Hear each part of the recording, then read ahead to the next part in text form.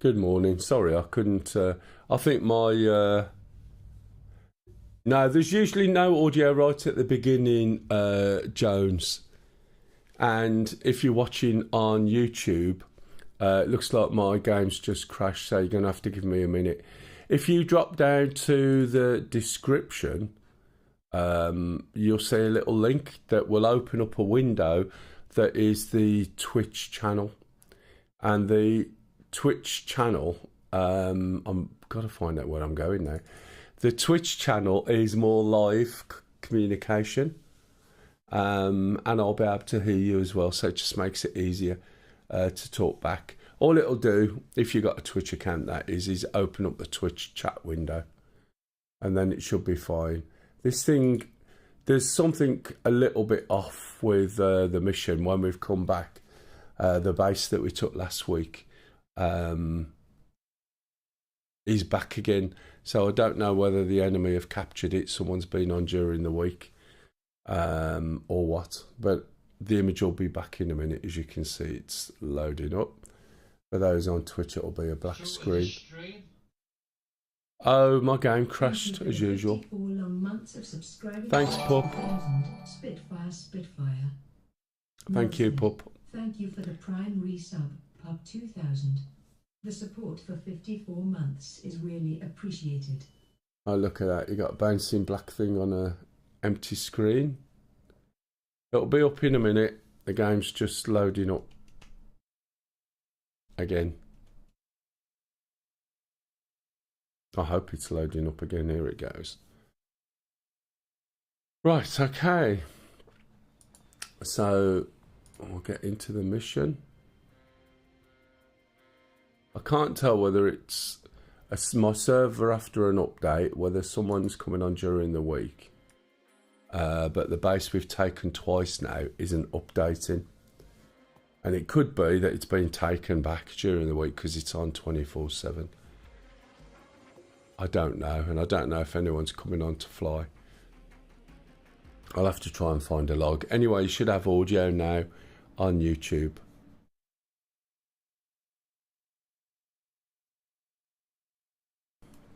Right, so I'll show you where we've got to.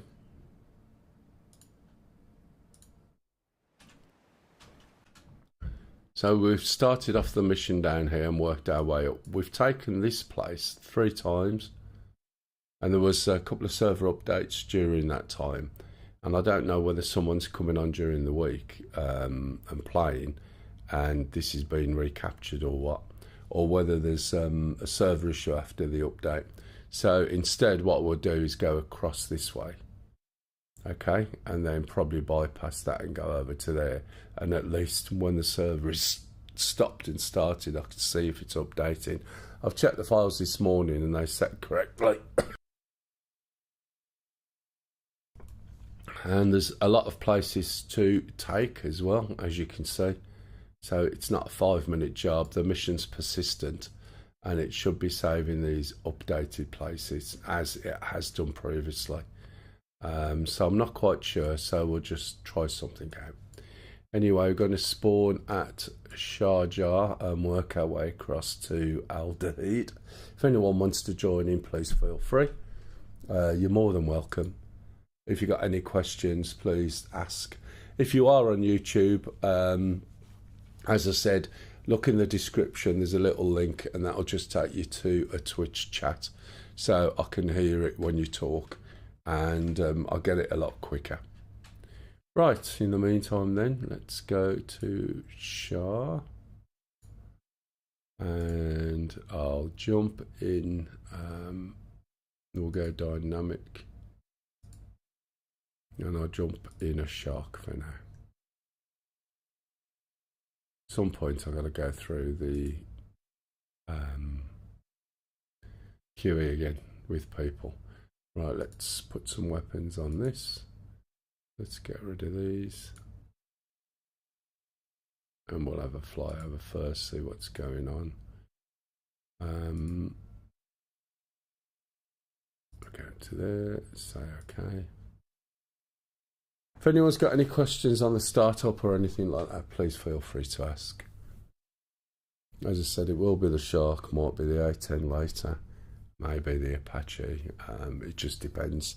I haven't quite got a rush off today, but I'll finish around about 2ish normally UK time. Currently it's 11 minutes past 10, so it'll be about a 4-hour stream. As I said, feel free, you're not interfering, just ask any questions you like. Okay, so we're in the Shark 3, and I'll start by shutting the door. And then over on the right now, we're going to switch on battery 1 and 2. I'm going to lift up the flaps. We're going to turn around, look at the right elbow, where we've got the Ekran and hydraulics, which is just down here. Here even. Look at the front, we hit the master caution. And then down to the bottom left where the KO51 is, and we're going to then switch on the ABRIS. And then we're going to switch on the fuel flow to the helicopter. So we put the forward, aft fuel QTY and the APU fuel flow on. When we look over to the left, we're going to see that there's fuel flow to the APU. We can start the APU by pressing the start button on the left knee and dropping the the rotor brake down. You'll see the APU spool up. When it gets up to here, it'll start to drop, and the third light will come on here. And then once that's on, we can start the engines. Always start engine number 1 first, or the left-hand engine. We're going to put on the left-hand EEG, which is the electronic engine governor. We're going to put on the left-hand fuel flow, and then turn back to the left knee. Switch this little toggle switch. This is a multi-position toggle switch. We're going to click it once and it's gone down to the left hand engine. So then we can hit the start button. We zoom out a little bit and keep an eye on the needle here. When the needle reaches 2 for 20% RPM, this needle is the left hand engine, or engine number 1, and then we can switch on the left engine cut off and watch the exhaust gas temperature go round, which tells us we've got a good engine start. And we can also see the rotor going round as well now. This will carry on increasing until we get to round about the 70% mark, in which case this is then in idle mode. We've got 2 counter rotating blades. As you can see, top one goes right, bottom one goes left. There's no tail rotor or anti-torque rotor because it's not needed. And as soon as this gets to the idle position, we can then look at starting the right-hand engine. The right-hand engine, or engine number 2, is started in exactly the same way. So once you've learnt the one, the second one's easy. So it's right-hand EEG. Right hand fuel flow, left hand knee, click on that toggle switch again. Now it goes to the right hand engine, hit the start button, zoom out, keep an eye over here on the needle, and again when it gets to number 2 or 20%, we're going to move the right engine cut off lever up and watch the exhaust gas temperature to make sure the engine starts okay. We're doing that now, and there's the engine exhaust gas temperature. While we're waiting, we're going to switch the power on for the intercom, and we're going to switch on this little lever here behind the joystick, which is called voice warn. And what this will do is switch all of the Ekran messages into an audio feed. You'll hear that in a minute when I put the engines from idle mode to work mode. If anyone's got any questions, please jump in. I am going through this fairly briskly with all the detail, but because it's recorded both on YouTube and on Twitch, then feel free. You know, you can go back to it and run it as fast or slow as you want. Okay, now that the engines are both in idle mode, we're going to move the engines up to work mode. We do that with page up twice, which is a bit of an odd one. There's no direct clickable button for these throttles at all. So most things, as you go around, you can see the switches and buttons. There's nothing for these. You're going to do it once, so I wouldn't waste anything on it. And we use page up twice, and then we'll get 3 audio alarms. Electrics on battery. Doppler navigation system failure. No nav data. Okay, electrics on battery was the first message. So we can put the electrics onto the AC system generators, which are powered by the engines. Doppler navigation system isn't on. And if I turn this up so we can see it a bit, put the mask on. There's no nav data. The Doppler navigation system isn't on yet because we haven't finished starting up, okay? However, we have to align the helicopter. Unfortunately, on this particular mission, it's been auto-aligned. So I'll explain briefly the process. This is the difference, or one of the main differences with the 3 versus the 2. So we need to switch this little rotary up to operate, and then we need to go round to the INU on the right shoulder and switch that up. Now normally what would happen is down at the bottom here you would see a symbol, and it basically means that it's aligning, and it takes 3 minutes. You would then, right, when that finishes, this would come up, but the diamond and the triangle will be 10 degrees out. So what you need to do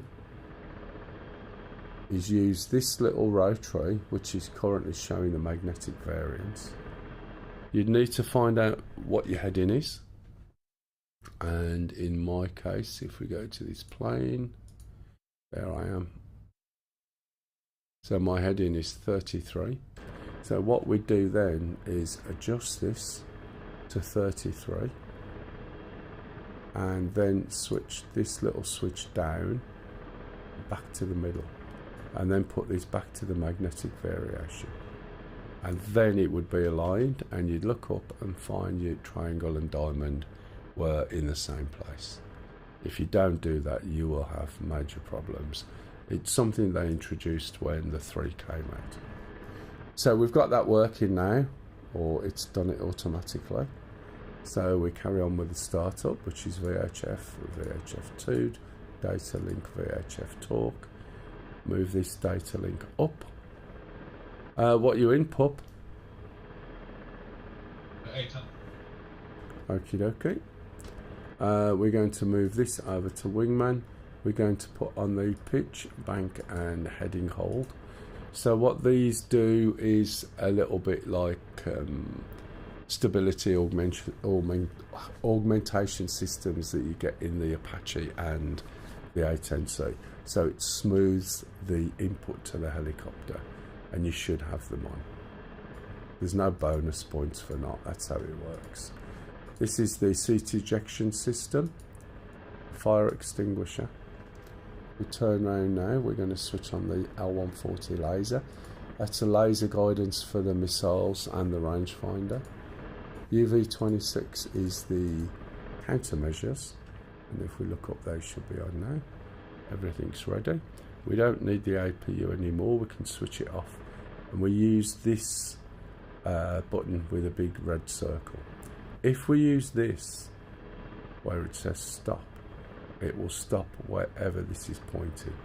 Currently it's over at the right hand engine. So press the APU shut off, you'll see that going down. Switch the fuel supply to the APU off, put the switch down. There's a couple more things. Down on the right hand side we've got the standby SAI, which is standby attitude indicator, and we're going to uncage that. This drifting drifts like crazy, to be honest. We're going to go down to nav. Okay, and we need to set the waypoint to waypoint 8. which is aldehyde. When you look on this, where's the brightness for this? Is it that one? Yeah. When you go on here, the waypoints are always one out. In fact, it's already set to aldehyde by the looks of it. Look, I don't need to do anything, so I'll leave that as it is. And then we're ready to go. That's not aldehyde. Aldehyde's behind us. Okay. I'm all right. No, it's there. I'm probably pointing over that way. So that's the way we're going. Okay, so ready to take off. When we take off, let me put the... This is the axis that it's showing down here. This is the cyclic.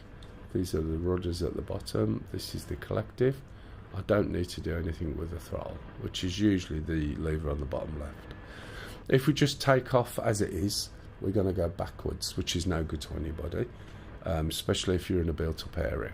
Also, we need to push the stick forward as we take off. Once you've got the rotors powered up, then when you push a stick forward, it's going to make you roll. So we don't want to do that either unless we're taking off on a runway.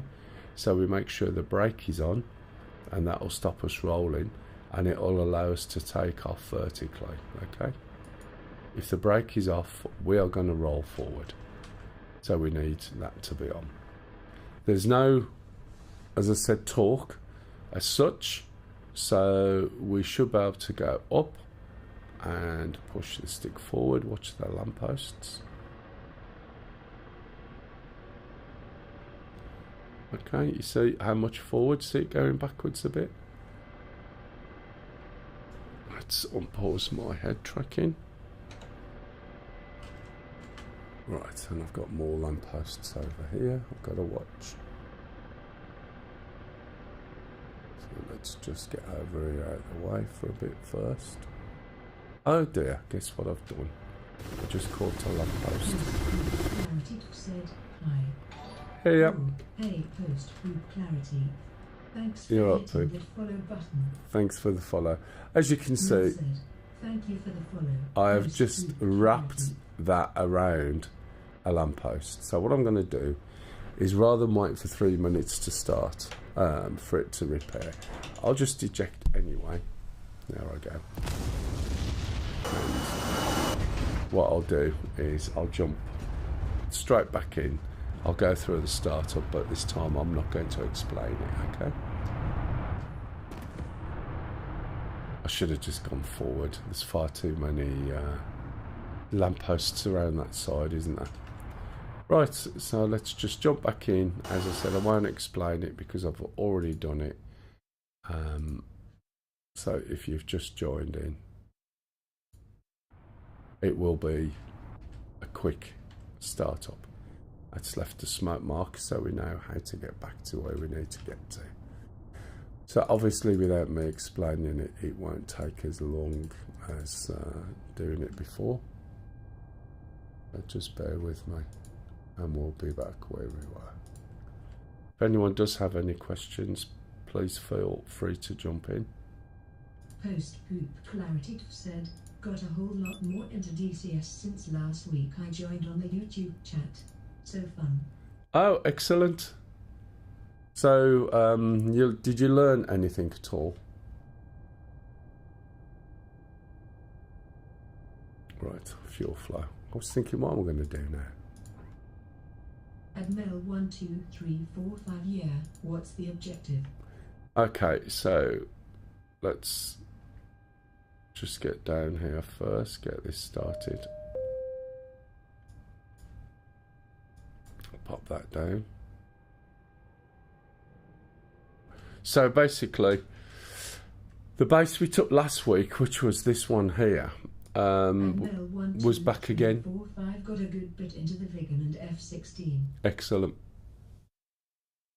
So what we're going to be doing is going this way. So last week we took this, if you remember, those that were on. But it's back again, and I don't know whether it's not saving the updates because there's been a couple of updates to the mission, not the mission, the game, or whether someone's coming on by themselves during the week and not paying attention. It's been captured again, and I can't tell. So what we're going to do is go this way, and then when I save it, I'll have a look to see if it's saved the updates. I checked the file this morning, and it's set up correctly to be able to update the map, because there's something you have to do to a mission script.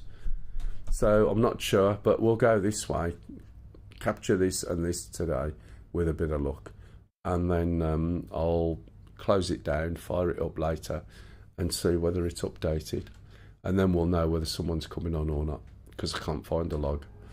Okay, so that's what we're going to do, is go across that board. Right, okay, APU's on. Quickly get the engines going. If anyone's got any questions, as I said, I've already gone through the startup on this thing, so unfortunately the lampposts got in the way. Doesn't matter how much technology you've got, lampposts are a pain in the ass sometimes. Oh look, I forgot to do that then. That needs to go up if I'm not quick enough. Hello. Hey Cock, you alright? Yeah. What are you flying in? Shock. Did I miss it? Yeah, I was too late, look. It was me busy, I was yakking and not concentrating. What do you like? You know me. Yeah. If I can talk, I talk. Yep. I'll be talking when I'm in a coffin, you know, I reckon. Yeah. Come on. What did I miss? You right, Cock? Yeah. I may have forgot to put the left-hand fuel feed on. Yes, I did. There we go. That's why it was stopping and not starting.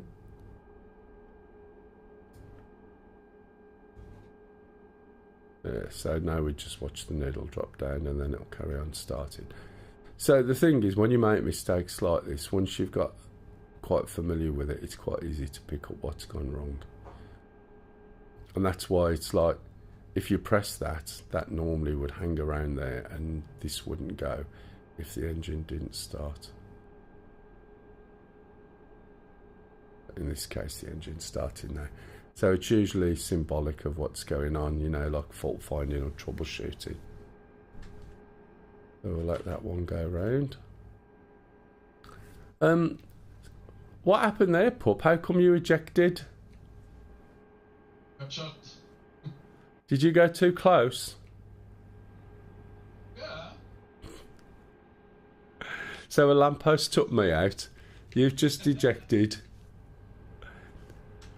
There's only Stingy. He'll be dead in a minute. Probably. Okay, once that engine's up to... I know, it's quite bad, isn't it? And now we can start the right hand, which is exactly the same as the left. Make sure I pop this. Oh, that's what I did. Look, see? Popped up the right one instead of the left one. Move this over.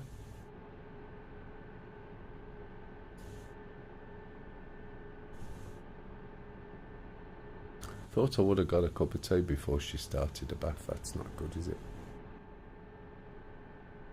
Anyone else got a tea lady at home who makes some cups of tea when they're streaming? Or flying? Or doing important things on their computer?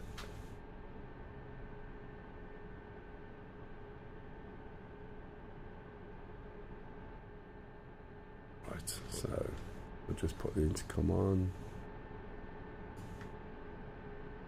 And the voice forward.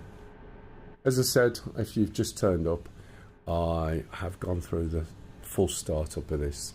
Unfortunately, one of the lampposts off to my right got in the way a little bit when I was talking and manoeuvring. So it took my tail off more or less, which is what happened.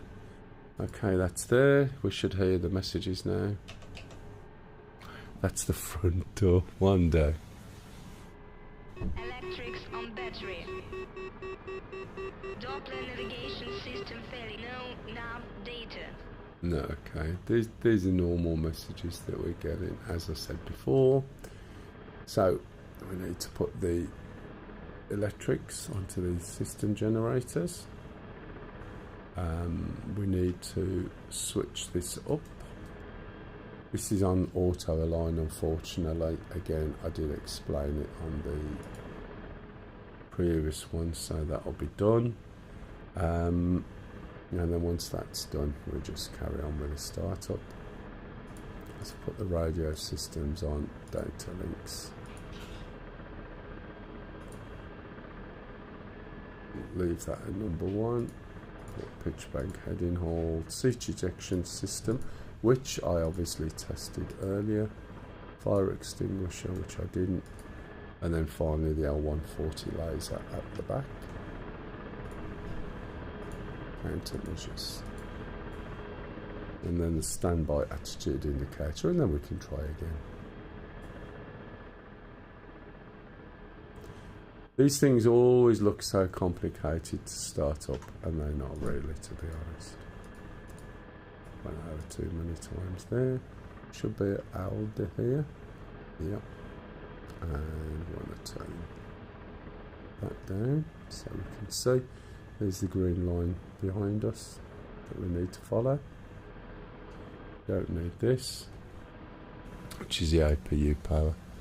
Right, okay, so this is where we got to. Only this time I'm going to go that way, I think, and get a bit higher. So we start to increase the collective and then push forward, which is why we want the brakes on. I'll pop the gear up as well. And we'll just go and pass over my wreck, which has just disappeared. Start turning right to the left. Of course, we're going to watch the control tower and the pylons. So once we clear of the lampposts and anything else that sticks up that is likely to hit me, I'm going to slow down a bit, explain the trimmer.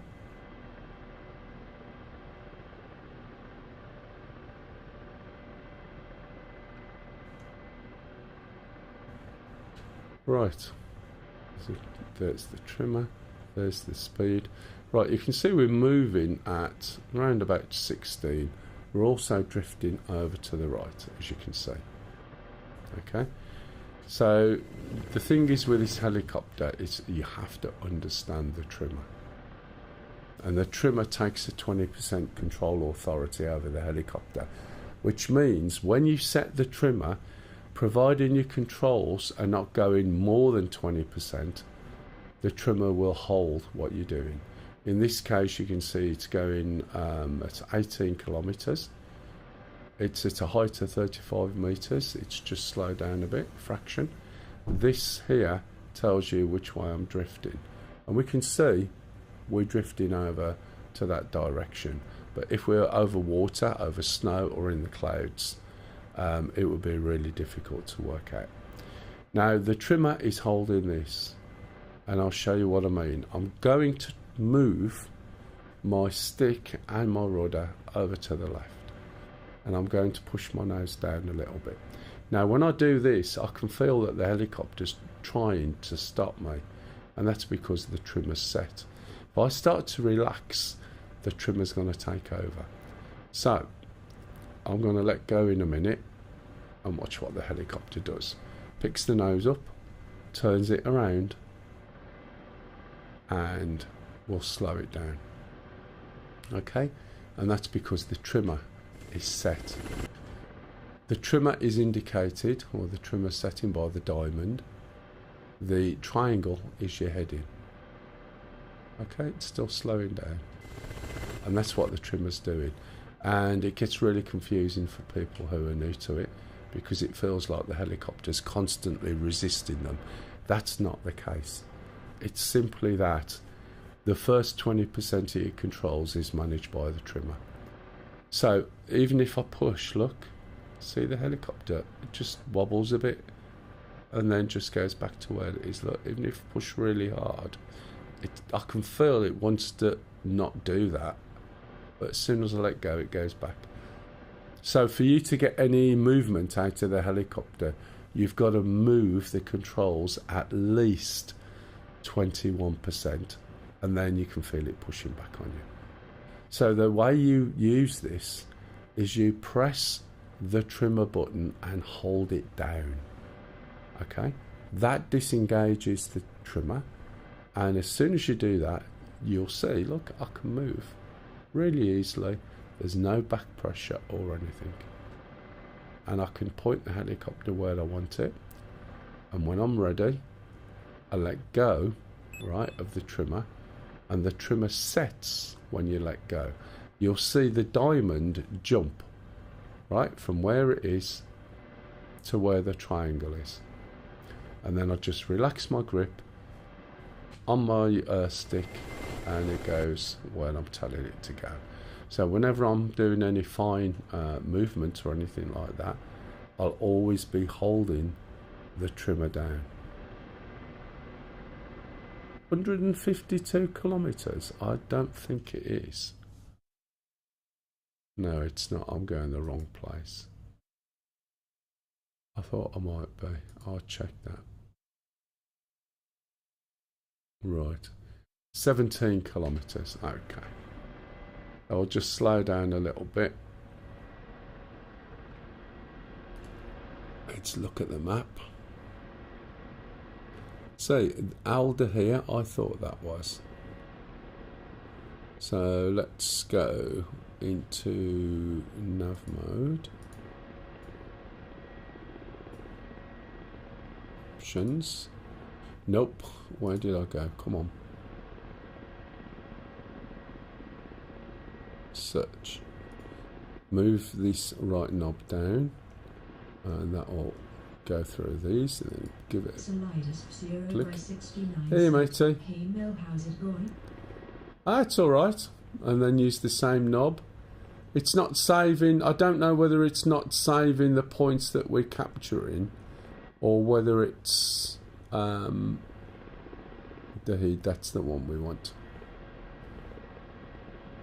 There we go. That's better. That makes more sense, doesn't it? I'm not sure whether it's not saving the updates, even though the file's set correctly, or whether it's someone's coming on and flying during the week and not paying attention, and the base is being captured that we do the week before. So when we look now, we can see the range is, it says 37 kilometers. I hope this is the right one this time, because I didn't think it was that far. Where are we heading now? Aldehyde, yeah. It still doesn't look right, does it? And that says Dahid there. Let's have a look, we'll see. So from here to there, 21 kilometers. There's 19 kilometers. Something's not right. Unless I've chosen the wrong bloody point again. Doesn't look like it, but we'll see. Right, okay. Need to get quite low down, because as Stingy said, there's no cover, and that's the biggest problem with this. When you get low down, you have to be careful with this, because it does obscure what's going on down here. So I should be going in the right direction. Yeah, look. Unless there's something else called Dahid. Right, if anyone's got any questions, please jump in and ask. If I'm doing something wrong, again, feel free to put me right. It's not a problem. How are you anyway? Solid?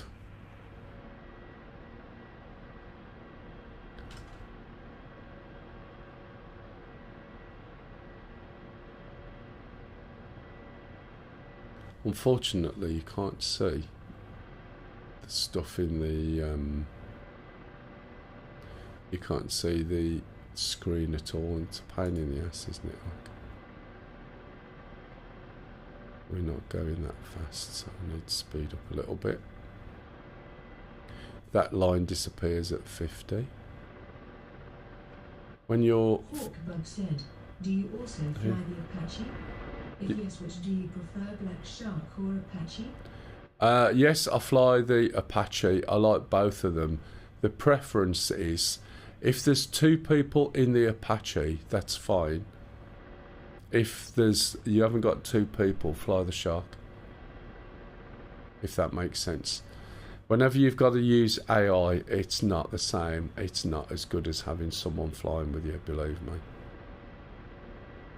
I'm rusty on the gunner now on the Apache, but I used to spend all my time as the gunner and let somebody else fly.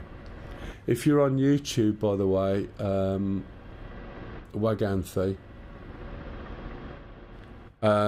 if you look at the description on the bottom, right, and then click that link, it'll open up a little chat window to Twitch. So if you've got a Twitch account, it'll just open that little window up, and then I can hear, as you can hear. Yeah, really good. My cat got diagnosed with diabetes 6 months ago and just been to vets today, and they are officially calling him in remission for diabetes. Oh, that's quite good. You gotta watch what you feed it. What was your question, Waganthe's question? What's something you wish you'd have learned in DCS?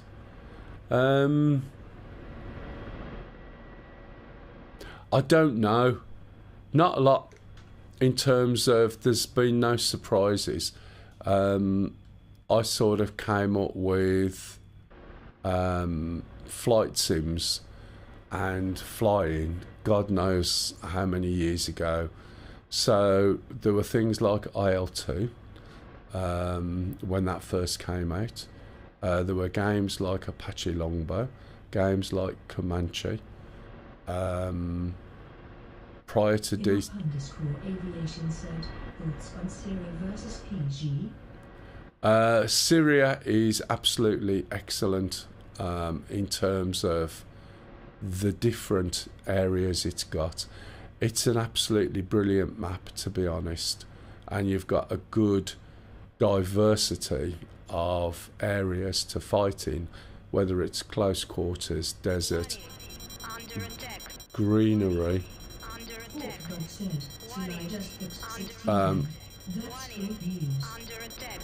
It is good, isn't it?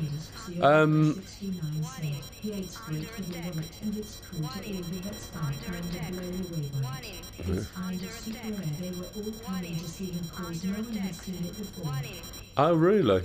That's excellent. I wish it worked like that for me. So basically, yeah, I sort of got into DCS. Stinger, you got an Apache, but I don't think it's after you. I got into DCS in a slow, gradual way. So the things, I mean, one of the biggest shocks I think people get from it is the price. Not the price of the modules, just... What's something you struggle with on DCS? What's something I struggle with? To be honest, sometimes I struggle with reading some of the gauges and things like that. I'm getting old, right? And I'm playing in 4K. So some of these gauges, and for instance, sitting where I am, I can't read these numbers. If I want to read them, I either lean in a bit and I can just read them, or I just use this little joystick under my thumb. And the worst one for that is the Chinook, because there's no hood in the Chinook and I can't read what the screens are telling me. Do you know what I mean? Admittedly, I can just sit a bit closer, but then that alters your perspective as well. Have you tried VR? Yeah, definitely. VR's absolutely brilliant. It's no good for streaming though. I've got 1, 2, 3, 4, 5, 6, 7, 8, 9, 10. There's around about 11 things on different screens, and also monitoring the YouTube feed. So sometimes when I'm paused like that, I might be looking over. I can see that YouTube's running well. There's no drop frames. There's pushing 45 mega data to YouTube, this, that and the other. Obviously I can hear people, which helps. Thanks for your popping in, by the way, Enoch Aviation. So it's the ability to read some of the gauges. So as a consequence, there's a point where I don't pay too much attention to the gauges unless I have to. I rely on the hood a lot. Other than that, it works quite well. The machine I've got is quite good, so I don't get a lot of the micro stutters that a lot of people get. Multitasking on flat screen is far superior. Yeah, you can't do it on VR. I actually started with a CV1 and was absolutely blown away. I went and sat in a P51 for the first time in VR and was just gobsmacked at the size of it. I know that sounds a bit daft, but I just sat there looking at the wings that way and then that way, just getting a feel for the size. And then when you're in helicopters in VR, the fact that you can feel your stomach drop when you come to take off, which I always thought was based on ears. In the UK, we have humpback bridges which go over canals, so they're very small, very high little bridges, and if you go over them quicker than you should do, it leaves that feeling in your stomach. And I always thought that was related to the fluid in your ears, but when you're in VR, you get exactly the same effect when you're taking off in a helicopter, which is absolutely bizarre, because I thought I have to think of a different strategy then. What's shooting you? Is it MBTs or SAMs? Go lower then. That's all you can do. You can scraping your ass. Yeah, I'm sort of on the way, but we'll say I'll probably get blown up as well, which means it will be down to Pup and anyone else who is in planes. There's only 3 of us doing this mission at the moment. If you want to join in, feel free. Password to the server is XMAS, and it's called Mail Server. Well, anybody in a plane's not doing the job. Oh, Pup, did you hear that slight? I heard it. Nothing wrong with us all jumping into A10s to _loyalist1 said 07. Stingy. Hey, loyalist, welcome back. Hey,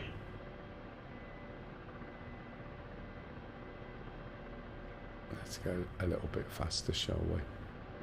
Should have really had more dust things on. So yeah. Core Aviation said, yeah, the butterfly stomach feeling. Supposedly it happens when you fear for your life to evoke a fight or flight response. Makes sense to have experienced this in a combat simulator.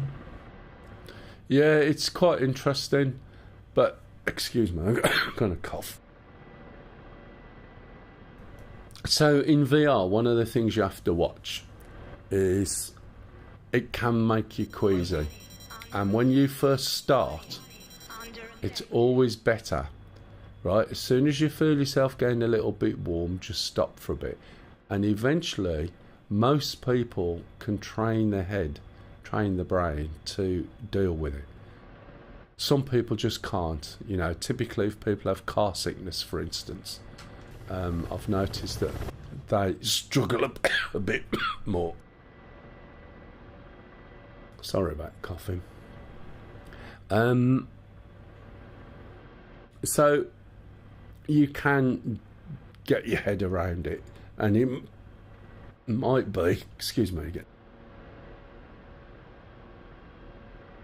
it might be that you find yourself a game. Now, I've got work in the 5 hours. Oh, right. 3 hours later. Yeah, no worries.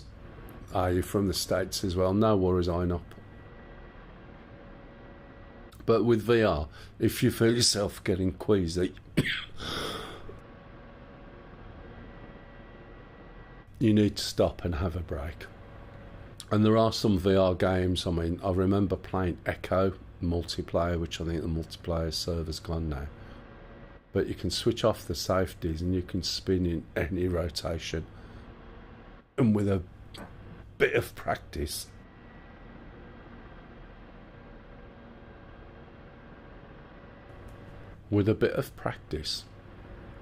you'll find you can actually switch off and just accept what you've got, and you'll get used to it. I recently grabbed hold of a Quest 3. Whilst it's not the most brilliant or most expensive, it's still pretty good compared to what the CV1 was.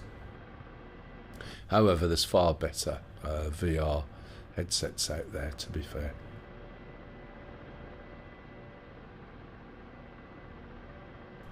And the other thing is, I'm playing on a flat screen, 4K, where the blacks are black. The level of detail is amazing. You're watching it. Oh man, my throat is killing me. Hang on.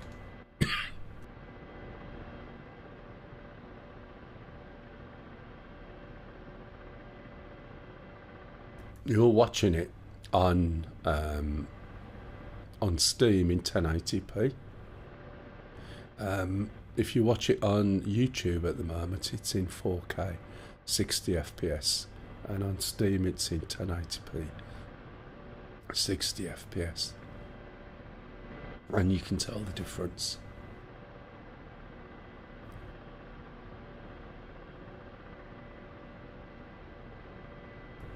If you do want to watch it on a TV or something, it's MELL DCS. Now, you are not going to get that necessarily with some of the VRs, and if you get anywhere close, you'll have a compromise. And there's always a compromise, usually on quality, if you want it running smooth.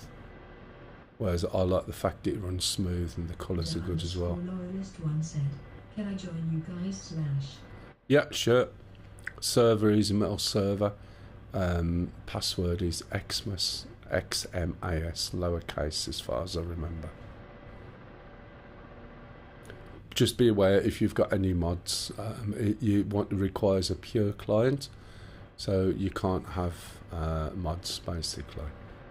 So they'd all need to be switched off, otherwise it won't let you in.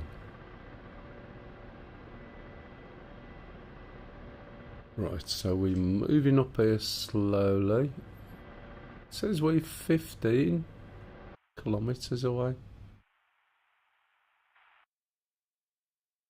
Oh, that's miles, that's why you dozy bugger. Yeah, that's right. That's one other thing, this is in kilometres. So I need to get even lower.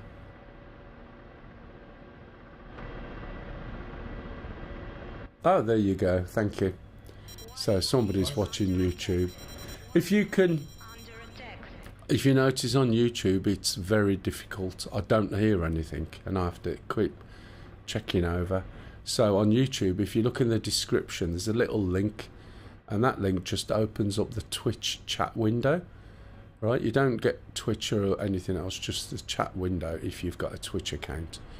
And when you type in that, it reads it out to me, which is what you can possibly hear in the background, and the response is a lot quicker.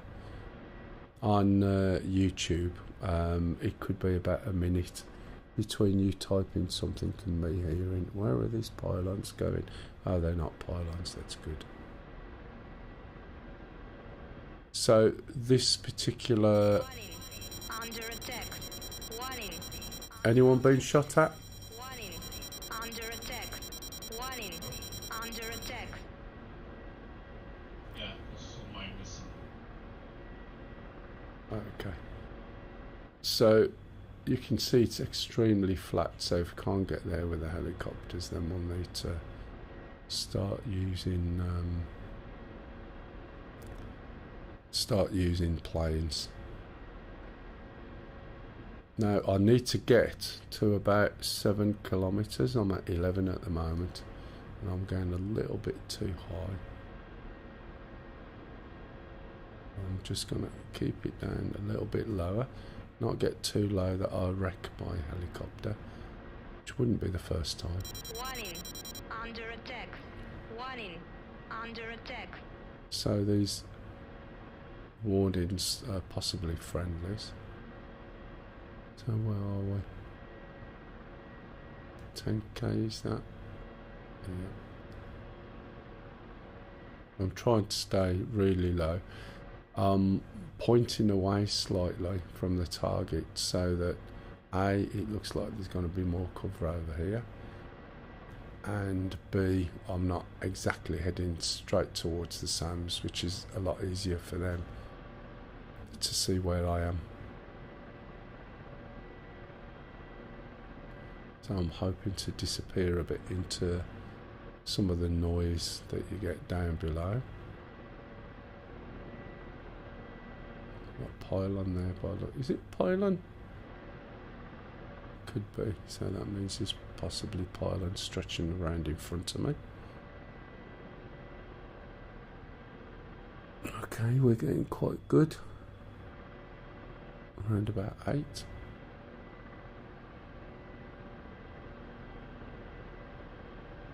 a weird sort of pylon if it is, unless there's something behind it. Oh, radio. Okay.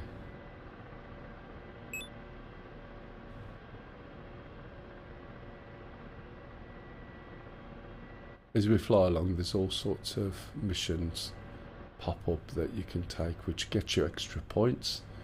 And in this, when you go and land, you get those points, and we use those points for being able to buy resources, such as, I'm not sure whether we've got one up at the moment, we could have a Reaper flying over the site.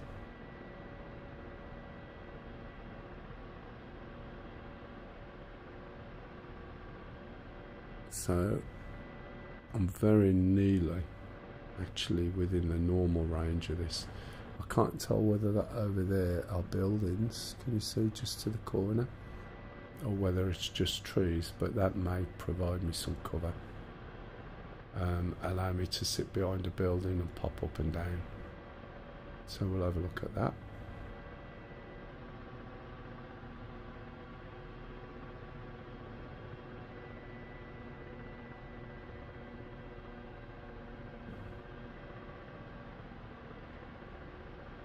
Anyone's got any questions on the shark, please ask.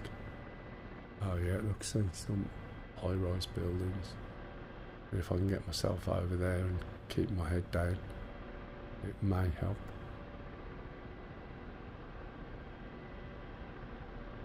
And then we can sit behind the buildings or in between, trying to pick off some of the targets. Warning, under attack. That's Warning, probably under me. attack. Anyone being shot at? Warning, under attack. Warning, under attack. Warning, Yeah, that's under it, mate. attack. Warning, under attack. I'm quite close. You alright, Cock? Yeah. You doing the tea? Thanks. I have been coughing a bit. Yeah, but that was because my throat was sore, not because it's too hot yet, I guess.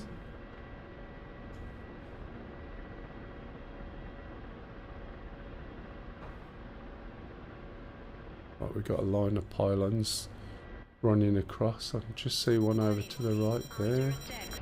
Warning, under attack. Just dropping a flare or two. Altimeter failure. Bollocks. INU failure.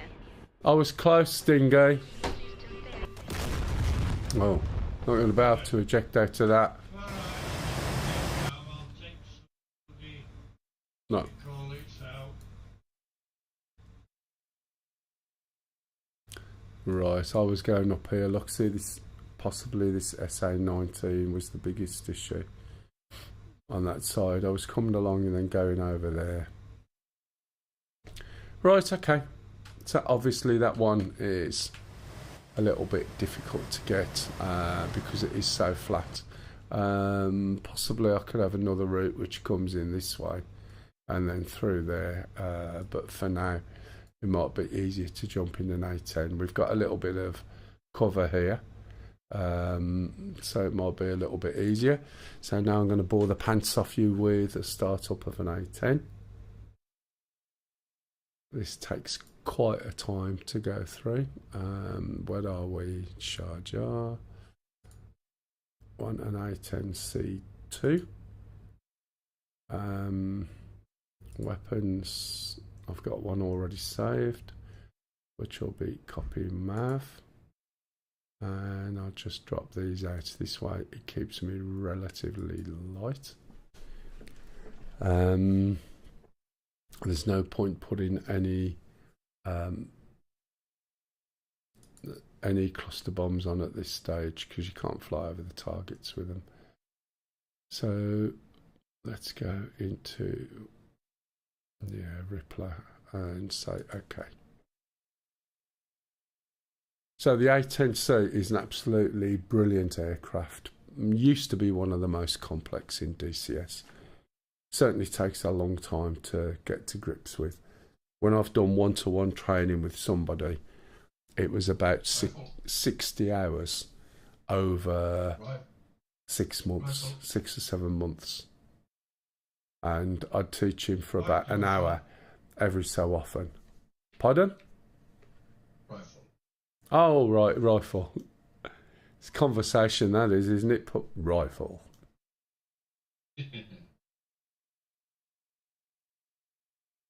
So when this spawns in, I'll go through the startup and then again explain what I'm doing, why I'm doing it. Let's see if we can take a few of those things out. We've got a little bit better range. You can do up to about 9 miles away with the A10C, whatever it is. I don't know why I'm looking over there. Never put me in there.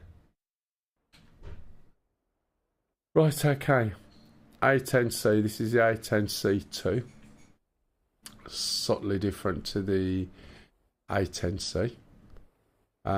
We've got Maverick 65D's electronic countermeasures on there. We've got a targeting pod and 2 AIM 9s. Okay. The A10C2 doesn't have a pave penny laser there. It also has a helmet mounted queuing sight. It doesn't have this panel here, and it has a completely different radio system here, amongst other things. Thanks, Cock. You Yeah. Come on to Team Speak. all right. Right, it's quite easy to start. If you want to learn something like this, in fact, I think this applies really for a lot of aircraft. When people learn something new, if you are constantly, for instance, you go and find someone's startup or find someone's joystick configuration, you're constantly having to have bits of paper and look at those bits of paper as a point of reference. Okay? Constantly. Whereas a different way of doing it, if you listen, for instance, as I go through the startup, and if you go back to the video and play, obviously I'm going to chat in between, but I am doing some videos, and one of the things I'll do is just the audio of the startup without all the chat in the middle. If you listen to a process and run through it 6 or 7 times, and then you try and write your own startup, you'll find that'll sink in much better. If you're following a list, you're always going to be looking at the list, and this will accelerate how you can learn quicker. Now, when I explain this, I'll be giving a lot more information. It's going to be quite slow. But if you take all the crap out and just use the directions and information, it does work quite well. Hey, Cock. Right, okay. She's not playing DCS today. She's playing Star Citizen. Yeah, I'm going to play Star Citizen. So, for instance, we're going to start off. This area is your right knee. This is your right thigh. This down here is your right butt cheek, and the same over the left knee, left thigh, left butt cheek. Hello to you as well, Steve. This is the dash. This here, he might not be there, he might be having a drink or something. This is the up front controller, and this is the hood. Okay, so we start off with looking at the right knee. Zooming in, we can see 2 lines of toggles. The bottom right of those toggles is battery power. In fact, before I do this, I need to make sure my throttles are synced in, which they aren't always when I start. Okay, so your right knee, we're going to switch on the battery power, and we're going to switch on the inverter. We're then going to scoot along to the left of this handle, and we'll see the APU start. We're going to switch that on. Okay, we look at the dials, and the bottom 2 dials, oh there he was, Lisa, it was just being ignorant. This one here is the APU power, and this is the APU exhaust gas temperature. When this powers up right to 100%, we're going to switch on the APU generator. That's okay, I'll get him back tomorrow. Back at the right knee. Okay, it's the top left one. This will provide electrical power to the systems. Can you not hear this thing? He probably muted you a long time ago, Lise. Very low. Yeah, it's quite loud, Stingy. So I think it might be you. Might have turned it down. Yeah, that's what I mean. Oh, you probably turned her off. Okay, so you put the APU generator on, and then we move down here to the right butt cheek, and there's 5 knobs like a 5 dice, and just to the top left you'll see the position flash, and we're going to move the switch forward to position flash. Once we do that, when we look outside, you'll notice the lights aren't flashing, so you need to hit left control and P, or obviously if you've got a Warthog, you need to move your left pinky switch to the back position. Okay, once you've done that, we're going to switch on the CDU. 0x69 said, that's a nice livery. It's really good when it's in green. It's not so much when it's in the desert, but we haven't got a desert one. So we're going to switch on the CDU, which is a central data unit. And we're going to switch on the EGI, which is the embedded GPS inertial navigation system. And then we're going to go to the screens. We're going to switch them both to daylight. The screens in this are called MFCDs. Okay, and then we go to the bottom of the screens, and there's 3 toggle switches. On the left screen, CICU, we're going to switch it up. JTRS, that goes up. And IFC goes up 1 notch to test. This is often called kicky or jitters. When we look in the hood now, we can see it's waiting to engage the pre-flight built-in test. And we simply hit the enter to acknowledge it. Now that that's going, we're going to start the left engine by lifting the left throttle up and pushing it forward to idle position. Over on the right hand side on the alarms, we can see it says engine start cycle, and the left column of dials representing the left engine starts.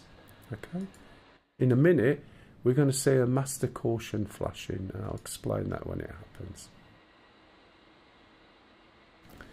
So once the left engine is on, as it powers up, right, we'll get this error in a minute, and that's because the way the switches have been set up in the A10C nowadays is as though your ground crew has jumped into the helicopter, jumped into the plane and switched all the switches on already.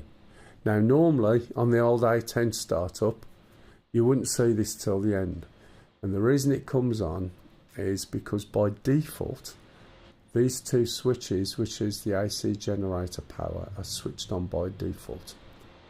because the APU generator switched on also, it throws a warning to tell you that this is switched on. And that in turn throws a master caution warning. So you've not done anything wrong, you simply just ignore it and click on the master caution button. As we can see in the hood, it's finished and there's no failures, but we can't read it properly because the seat is too high. So we're going to lower the seat. Okay. And now we can read it. So we're going to hit enter to acknowledge where this cursor is. And then we're going to use the select rocker switch to move it down to exit. Once we do that, we can switch the TGP up.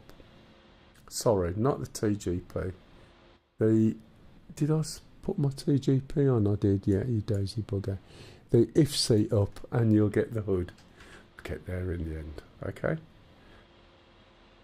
Right, we can see there's a load all button and we can see there's also an inventory button there, but I haven't done load all yet. So what I'm going to do is say ACK to acknowledge and do a load all, and that's going to load all of these areas data from a data cartridge.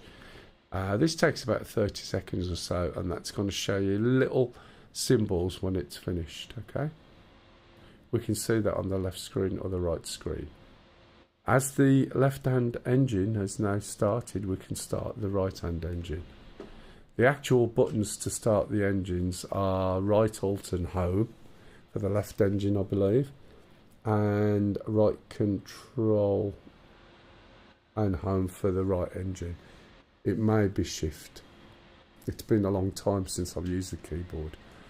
Now that we can see that these are back, if we click on CDU, we can see that alignment is happening. Alignment is happening when T equals is advancing. When this gets to 4008, INS nav ready here will start flashing. And this tells me that it's finished aligning. So we can't do anything until it's done that. If INS nav ready is on but not flashing, that hasn't aligned. And this will come on. At first there's nothing there and it'll come on and then flash when it's ready. So now that it's ready, and this is 4008, we're going to hit nav. We're going to go behind the joystick and move it from HARS, which is the old navigation system, to EGI.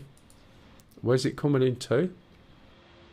Where we're, our base, or the one we're attacking, yeah? Yeah. Okay. Yeah, it needs Stingy to get in there quick. You've got the what? Oh, right, yeah. Well, do all the small ones first and keep doing them while they're there, but try and do 2 or 3 together. You'll find it easier than you think. So we're going to switch on steer point. Okay, I'm going to uncage the standby attitude indicator. Boiled, fried or poached. It really depends. I don't do boiled much. Poached and fried I do more often. You just died, Sting. No, That is a big sigh. emergency landing. I can't refuel it. Ah, right, okay. When we look at the dismiss, we can see that all the weapons are fine. We'll look at the TAD, and I'll go into this in a minute. Once you've done these 2 switches, we're going to look down and we're going to push the yaw SAS and pitch SAS on. These are what I referenced earlier, and these smooth the input to the plane. We've got the EAC, which will go forward, and the radar altimeter. That should leave us with about 3 alarm warnings. If we look over here, one of them being the seat ejection. Pretty sassy. It's yeah, really good plane. I still really like it. It's just that on some of the missions I don't get the chance to fly it as much. So that's gone off. The other one is the APU, and the other one is the anti-skid. So if we go to the left hand side, if we start at the top right of the left hand screen and scroll down, or sorry, draw a line diagonally, it will bring us to the anti-skid. So we can switch that one. And then finally, it's the APU generator. Okay, and then all the alarms are off. We're not completed yet. Okay, so there's a few things for us to do. First of all, we shut the cockpit or the canopy. The only reason it's not bugging me is because the volume on my end is turned down quite a lot, so I can't hear much noise from the plane. Okay, if we look down over here, we've got the TAD, not a CDU.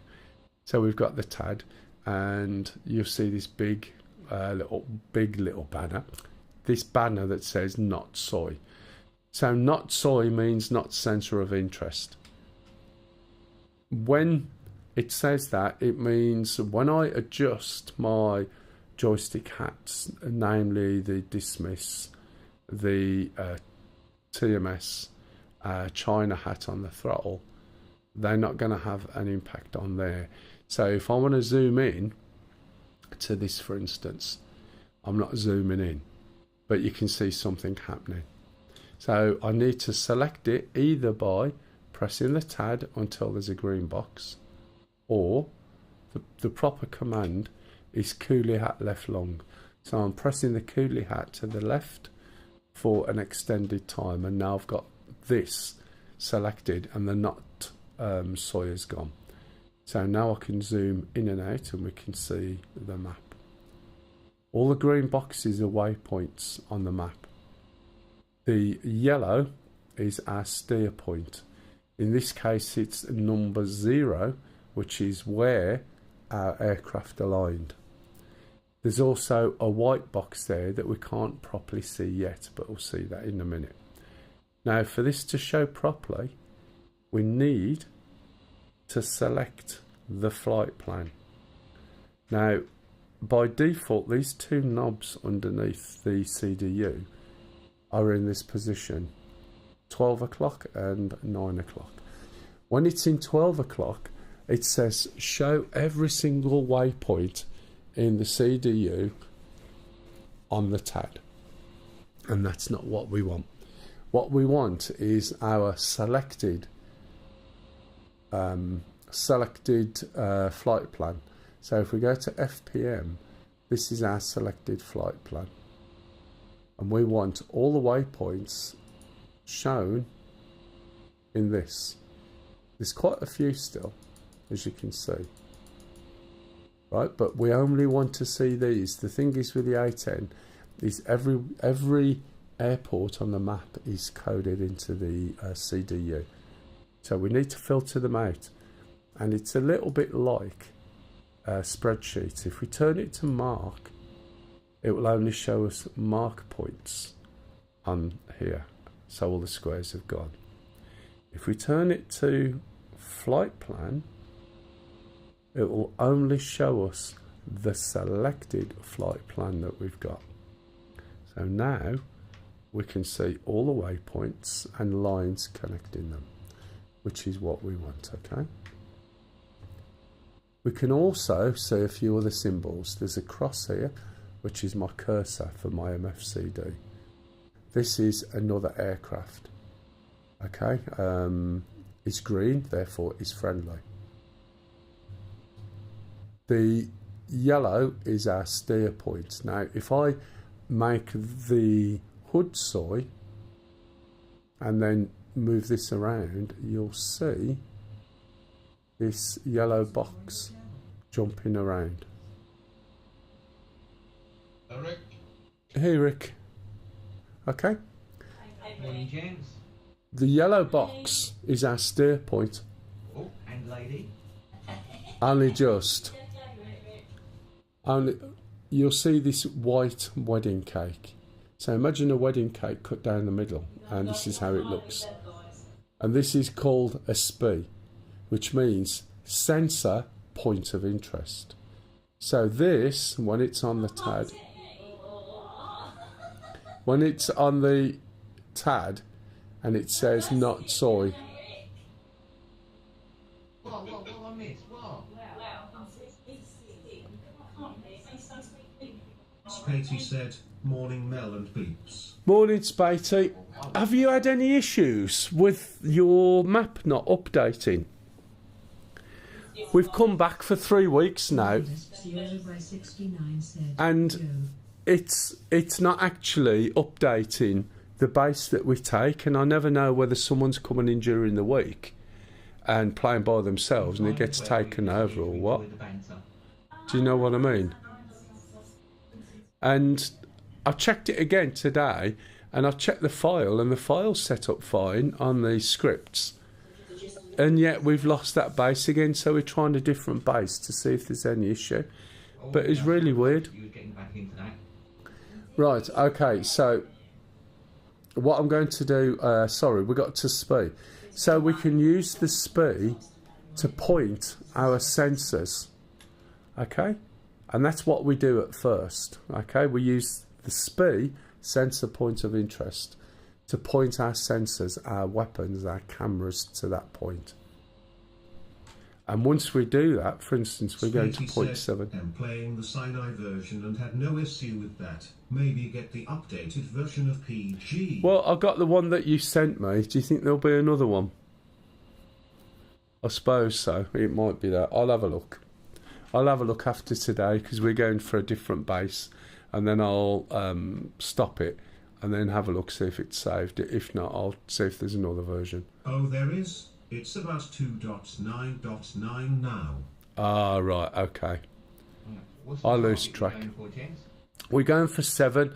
I was just talking to Spatey, because the one we keep doing, when we come back, it's back again. I never know whether it's anyone coming on or a server update screwed it. I've checked the script file and it's set right. So Spatey said there's an update.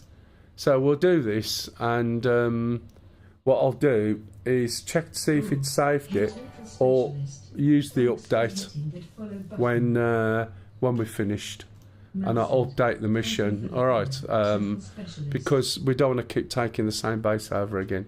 Spatey said, I'll get you an updated version and drop it on your Discord. Ah, thanks, matey. Right, so that's where we're going to be heading, okay? So when I switch this back, now that my buttons are working this, and I can get lots of information and do various things, but we won't worry about that at this point, okay? If we look back down here now, I can select any of the buttons that I want to edit over here. If I want to go to the system, the nav pages, the waypoint pages, I can. But what we normally do is turn this knob, and you can only do that when it's on other. What module is a good starter? What do you want, fast mover or helicopter? I think there's a sail on as well still at the moment, to do with the Lunar New Year. If you want a fast mover, i.e. a plane, then the F-18, definitely. It's very good air-to-air, very good. Yeah, okay, F-18. It's very good air-to-air, very good air-to-ground, and it also can land and take off on catapults on the carrier. If you wanted a helicopter, I'd always say start with the Huey. If you're new to DCS, don't use the Steam version, use the DCS version, download it from DCS. The reason being is that with DCS, you can get 2-week trials of most of the modules, most of the maps, and they'll work perfectly for 2 weeks and then stop. So you can try something else, and you just go through all the trials, and after 6 months, which is probably how long it'll take you, you can then start using them again and do it again for another 2 weeks with every module. You can't get that feature by using the Steam version, all right? So just bear that in mind. If you've not done that yet, you can use the DCS version and try these things out. The other thing is that there will be somewhere between 4 and 8 sales a year. So if you miss this one, don't worry about it. There'll be a spring sale, and there'll be a summer, there'll be a winter, or an autumn and a winter, and the sales in between. You know, the first drop of spring, the first snowflake of the winter. So there's usually about 6 to 8 sales a year, and you buy the stuff during the sales to save you a little bit of money. I would also never buy 2 jets at the same time, because it'll confuse the hell out of you, because the terminology is different yet similar. Thanks. You're welcome. If you are going to learn 2 things, because some of these things can be a little bit heavy, get a plane like the F-18 and get yourself a helicopter, because you can switch between as a break, and because the concepts are different and the terminology is different, it's a bit easier to run 2 things, and when you get a bit frustrated with one, use the other one, and so on. The other thing is the helicopter's like $25 at the moment. Not sure what the F-18 is. Right, okay, so we need to turn this switch, and when we turn it to the first slot, it tells us where we are. When we turn it to the top slot, it tells us where the steer point is. Let me finish my cup of tea so it doesn't go cold. We're nearly ready to take off, by the way. I do apologise, it does take a long time. I haven't put the radios on, so normally when you're flying you would put the radios on before you do anything else. You'd get the generator on, put the radios on, and you would technically radio in and ask for permission to start your aircraft. If you're flying with friends, usually one of you will take up the role of lead, and the lead pilot will ask for permission and then pass that permission down the line. We don't fly extremely formally here, so some of these little things we may or may not miss out. But I'll put the radios on in a minute. Anybody got any questions on the A10 seat so far?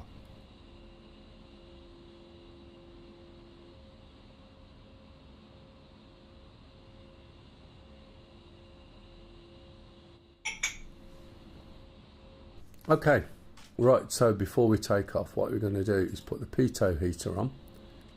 We're going to switch the electronic countermeasure system on standby, switch the 4 switches up. We'll start hearing beeps and things now. We're going to switch the fuel display from wing over to internal. You can see we've got a lot of fuel, 10.8. Okay. What else have we got? We've got the APU still on, have we? Or have I switched it off? Nope, I haven't switched the APU off. We don't need it now. We can also ask the ground crew to get rid of the chocks, because they're currently on.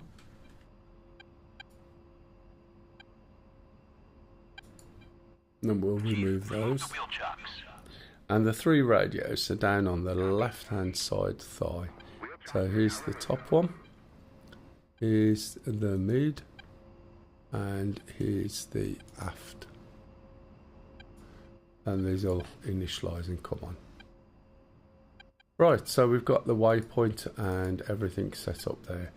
Right, as I said earlier, we've got Mavericks and we've got a TGP. Unlike most other jets, the TGP is sitting on the wing. It can be on that wing or the other wing. What this means is that if our target is over to our left, when we're trying to look at the target, all it's going to do is get a view of my missiles. Okay? So if I really want to see the target, I really want to bias the target over to my right hand side. Also, if I'm flying too low, then it's going to see those missiles. I can do a slight left, rock my wings up, and it'll get a better view. So you have to gauge, depending on the type of target, where you actually fly. Right, so all the radios are on now. I'm assuming that the frequency is set. So if I go to ATC, right, if you notice, see startup, which I've already done.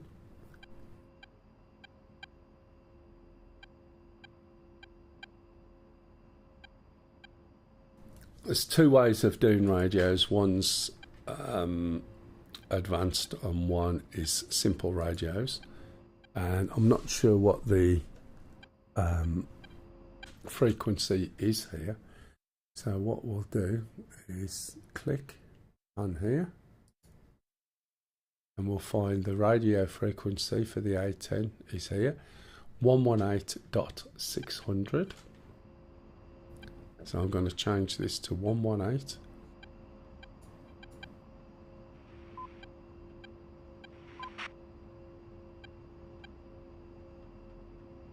Okay.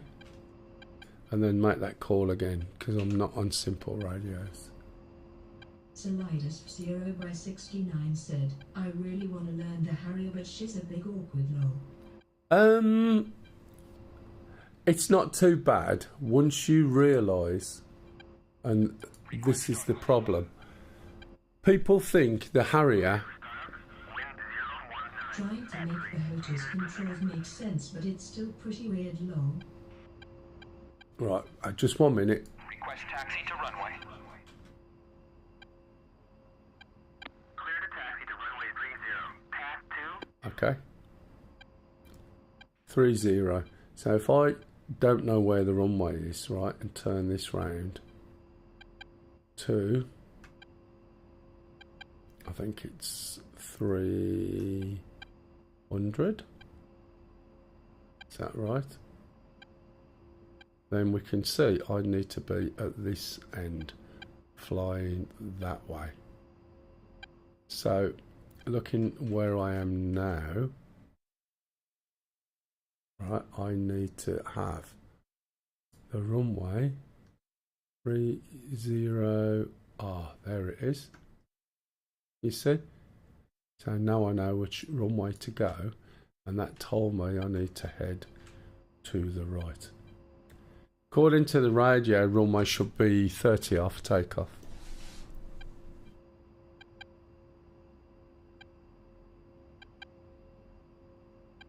Right, sorry, Solid.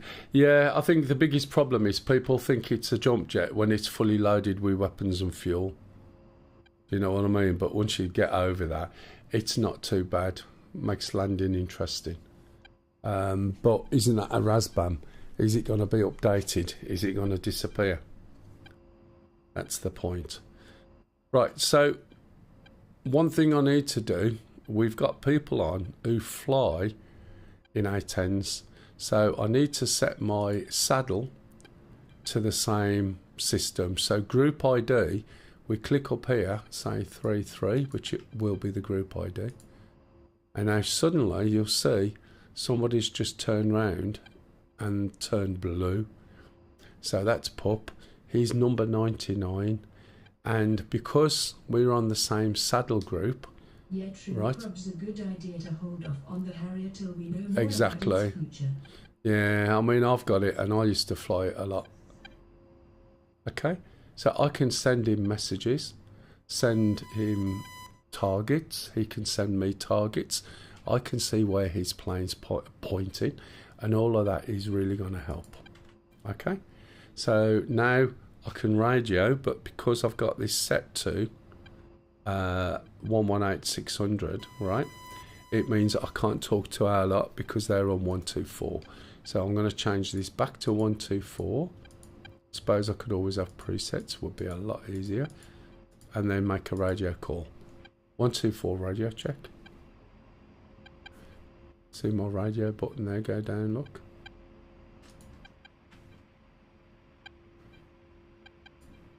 We're communicating on 124 or leaving it at 133? Well, I have 124 on. Yeah, so mine didn't work then. Oh, here. 124 radio check. Okay, let me just check that before I go in. To options. That's wrong. Go to controls. Make sure that there's a setting called VoIP. So we'll just search for VoIP. And I think mine are already set. Okay. So if it's not that one, 124 radio check.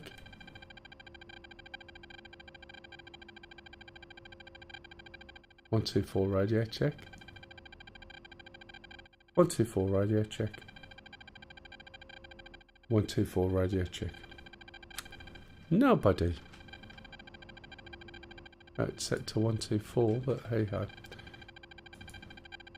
Right, another thing. Let's set this up to SAM 2. That's my jammer. I'm not using it yet. Anyone got any questions? 3301 taxi in runway 330R Sharjah. Right, I need to put my nose wheel steering on, otherwise I can't steer.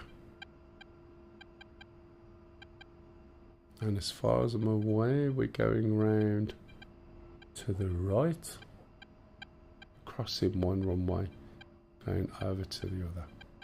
Don't want to be going too fast. This target is not that far away, so I have to be careful, not just go flying in there.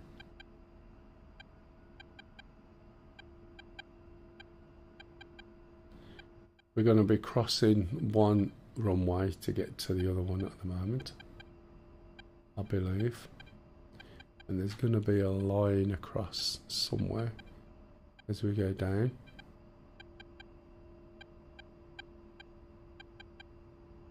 So I'll have to hold short when we get to that line. That makes it sound like I'm being tracked.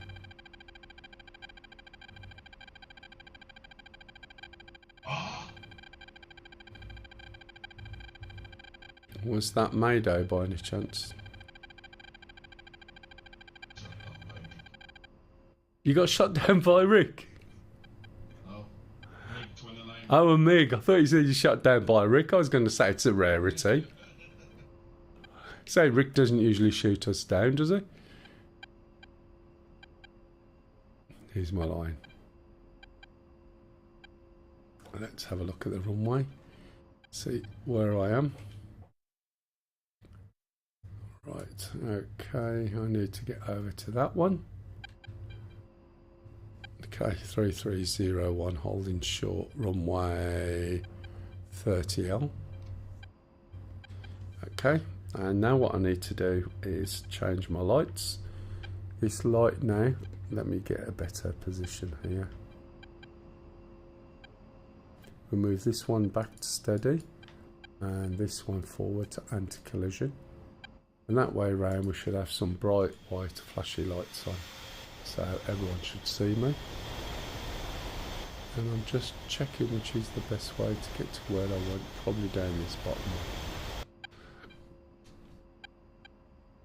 3301 starting to taxi, runway 30 right.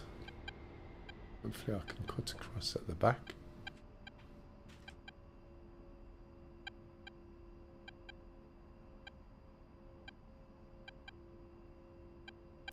Now there is something I haven't switched on, and to be honest, it's something I don't actually use that much because I just got used to flying without it, and that is the helmet mounted queuing sight.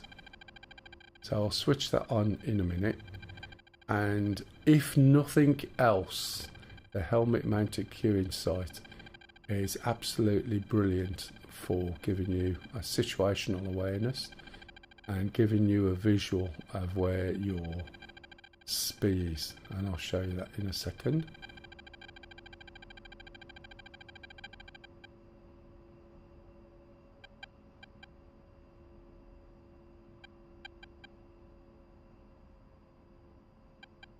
Three 301 holding short, active 30 left. Right, and we've got to go across to the main one. 3301 crossing active, 30 left.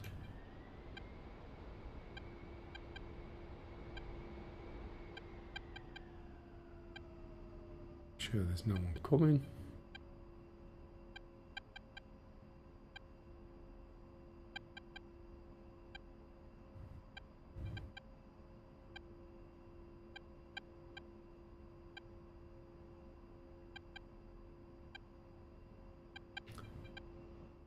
Three holding short, 30 right. 3301 taking active, 30 right. Sharjah.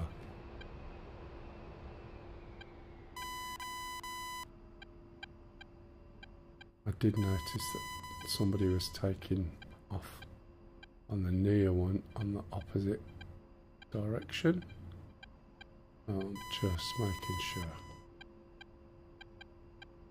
Okay, when we take off, we start to rotate about 130. Should take off somewhere between about 150, 160, depending on the load. You don't want to be too heavy. And we're taking off away from the targets.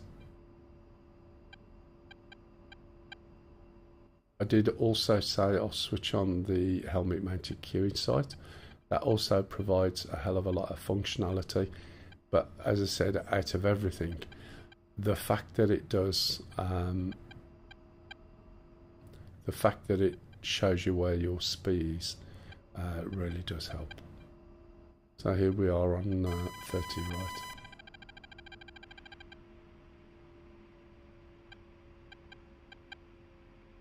Okay, so helmet mounted queuing sight is down here. We'll just switch it forward. And then we're going to get a little screen, and when we look around, right outside, we can see where our speed is. It's over there, which when you're flying is brilliant because that's the target that we've got selected, which is this over there. Okay, also got a Reaper up now, and I'm going to take off in that direction and then come round. What I've got to be careful of is we've got targets here and here too, so it might pay me to go left and then round, and then I can sort out what I want to shoot. Okay, right, so we run the engines up to 80% down here. When you're in a group, you declare that you was in the green, so I'd be going 1 in the green because I'll be checking here to make sure there was no symbols. One thing I did forget to do was put my taxi lights on. Look, never mind, a bit late. Okay, so full throttle. Okay, brakes, brakes, brakes. Keep an eye on here, we're looking at the 50, and when it goes to 70 we can switch the nose wheel steering off, otherwise this thing gets really awkward to control. So when you get to 70 you've got enough wind pressure over the rudder to be able to steer the aircraft. At 130, start pulling back on the stick, put some pressure on, and it will start to take off somewhere between about 150, 160 or so. I'm going to put the autopilot on to path mode and just pop that there for now. And I'm also going to bring my gear up, which is the big beeping. See, my speed is currently 180 and climbing. If it starts to drop, right, then I need to drop my nose a bit more. Now we don't need to be really stupidly high, but we do need to be high enough to see stuff. As we're not that far from the target, I'm going to fence in. So we're going to put master arm, laser arm, TGP. I'm going to just take off the autopilot, put gun pack on, and then just trim my nose back up again. Put autopilot back on. We're going to switch the lights off, and we're going to switch the electronic countermeasures into manual mode. Okay, and if we look, okay, no lights or anything. and then I'd call out 3301 fenced in fuel 10.4. Okay. So as I said, I'm going to go left. Trouble is with this map, it's really bright, as you can see.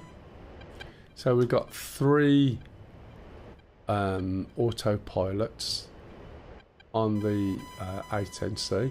One is path, so you can basically set it to a climb and it will keep climbing at whatever you hit the button at. We've got one called altitude heading, which is the one most people are used to.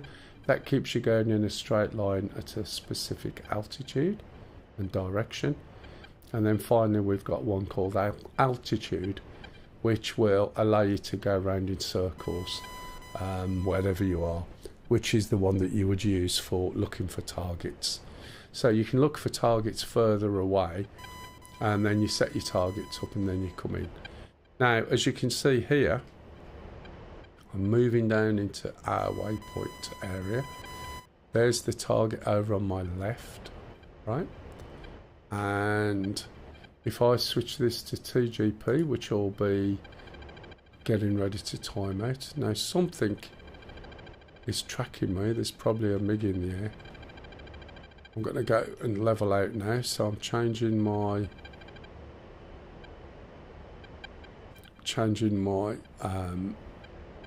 flight to level, and then I'll use the altitude heading mode. And I'm just adjusting as we go, and it should hold it there. Now that the TGP is warmed up, we switch to air to ground mode, and we can see where the TGP is looking. And this tells me, imagine this is top down, front, back, right, left, and this is the point it's looking at. So it's looking in front of me. So it's looking over here. If we look over here, we can see a diamond. That's where we're looking at. But one of the things we can do, if you remember, I said we can use... Oh, I probably got a MiG coming up my ass, yeah. It's firing. It's probably going to get me as well. Pull up, pull up.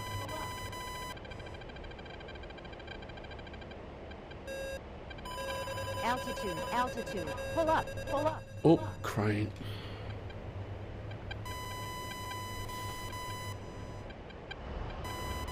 It's probably still there.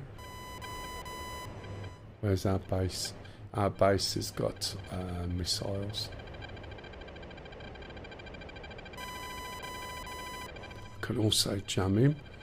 Whether it works or not, let's change this. Altitude, altitude. So jam him and press the... Pull up, pull up. Too late. Well, that's a bugger, isn't it? Shall I? Nah. How bad am I? Just lost all my systems, lost my screens. Yeah, I got a bit of a problem. Been shot down by a plane already. Yeah, it may be buggered.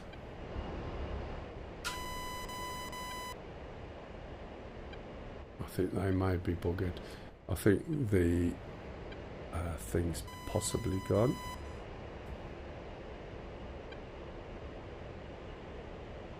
Yeah, I'm just losing speed and everything now.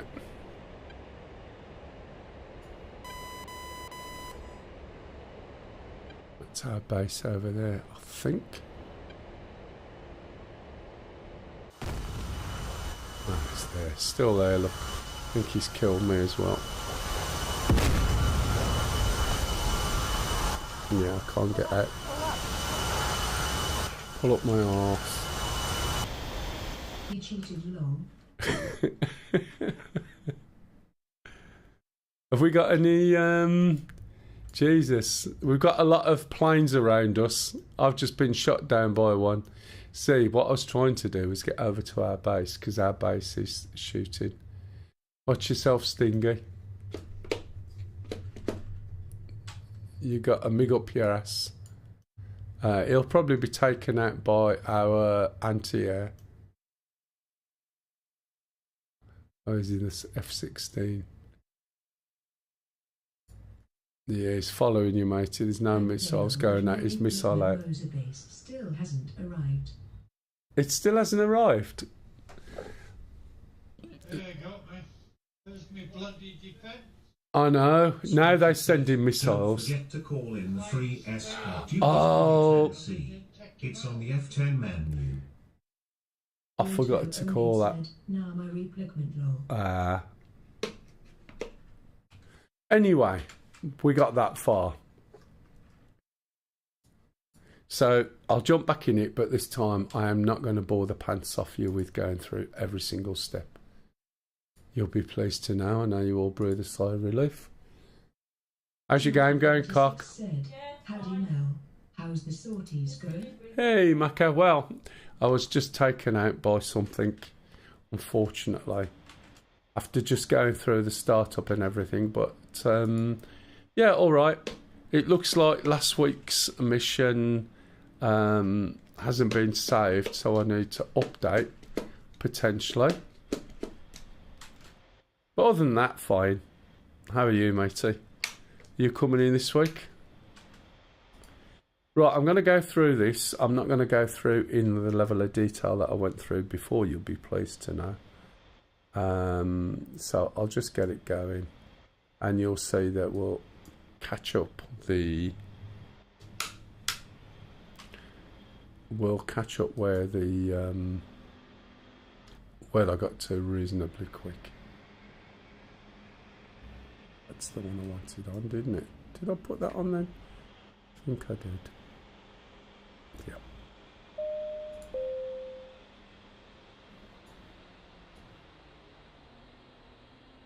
Shut my canopy.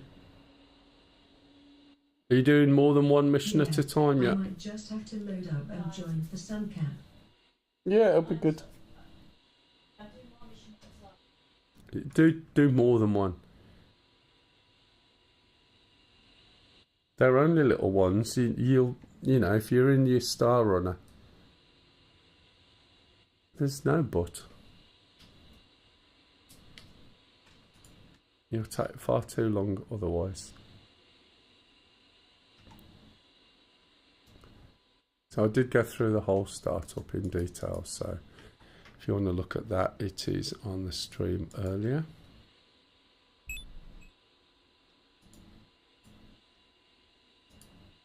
I'll skip the built-in test.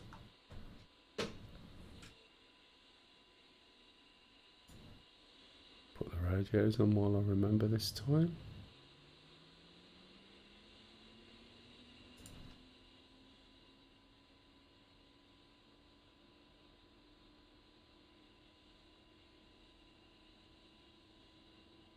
Box 3.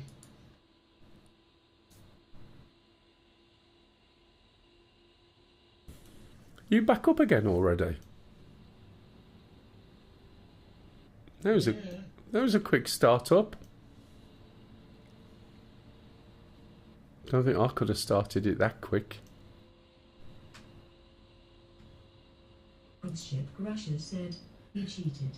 Shh, I know, but he hasn't admitted it yet. You're right, Pred. How are you?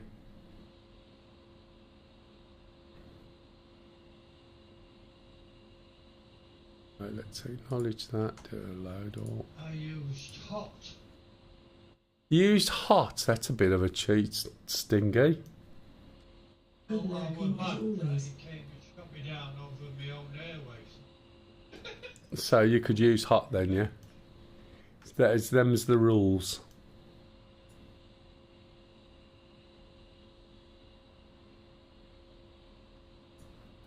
There you go. See, now just starting up without all the chat, you can see we're like way in front of the alignment. So you'll end up waiting for alignment. Got the second engine starting up at the moment. Done yet? Huh? Sorry, have I gone yet? You done yet? Oh, no. I'm just starting it up again manually. Who's down there? Me? Oh, is it you to my left? What happened to you? Nothing. You get shot? Had to make 29.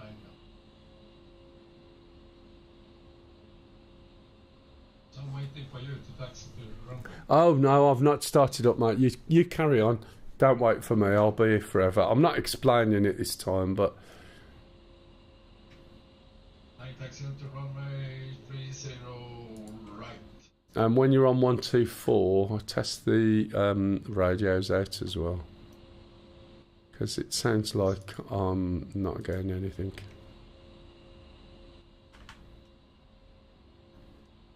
One, two, four radio check.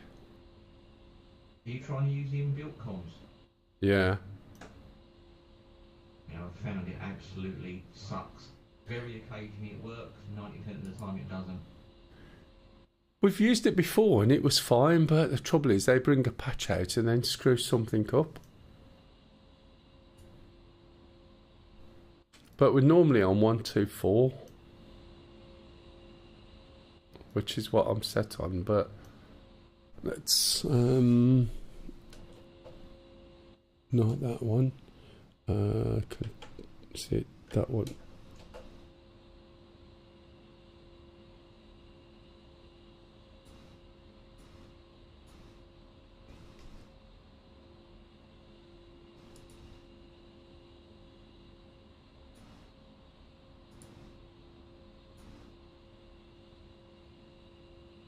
Yeah, there's me, Pup and Sting in there.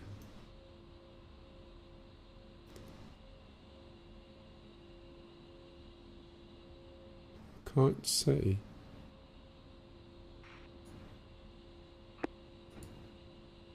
I heard a click then.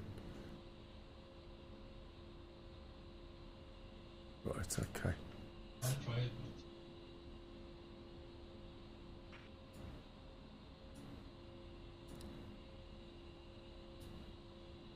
124 radio check. There's something not right. A menu missing, I can't see.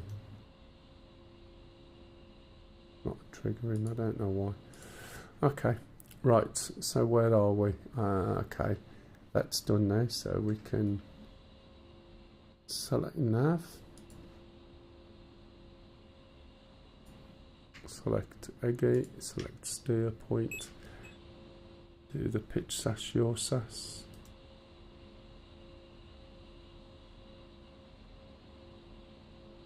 Switch on the EAC, radar altimeter. What else we got? That's it, usual 3. Don't need this anymore. Don't need that anymore. We should have all our weapons on. Put the pitot heater on and adjust the buttons.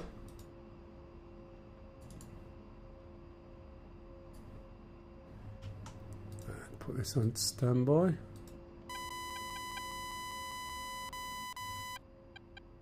Okay, I think other than selecting the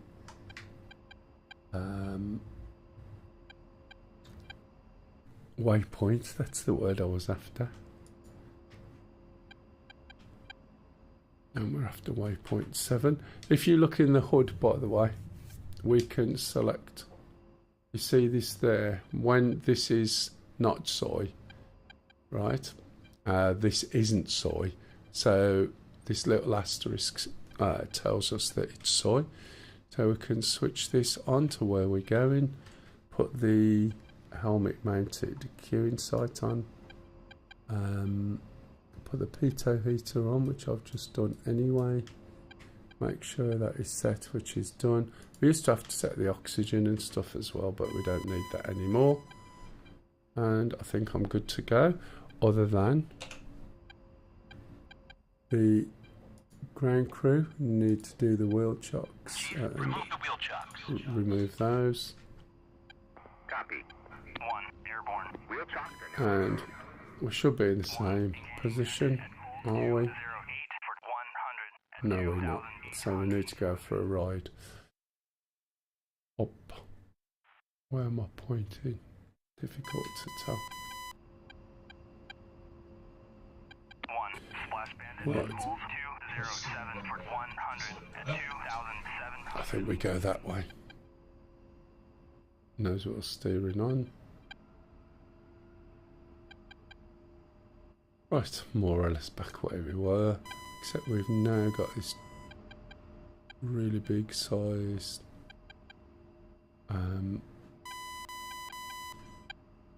roll down the runway. Let's get rid of this. Yeah, should have gone the other way, but that'll do.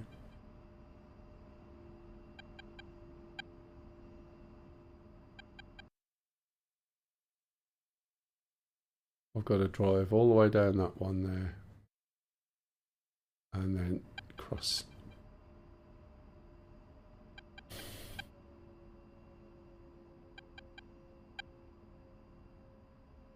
Engaging bandit at Bulls 205 for 100 at 2,900.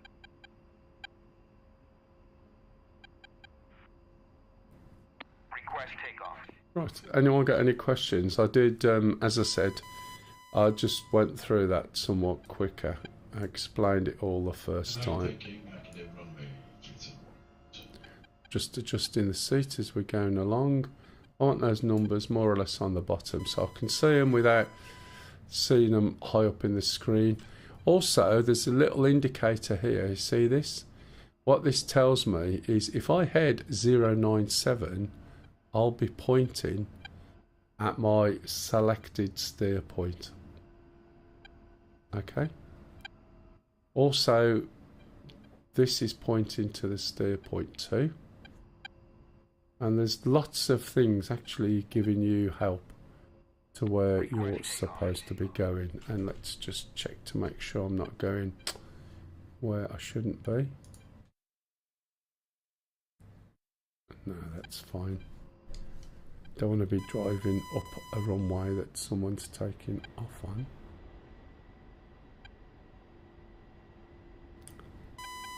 (3301) taxiing to runway 30 right. The other thing I haven't done, I've just remembered, is set my saddle. I need to go net 33 and select my group ID. That was wrong.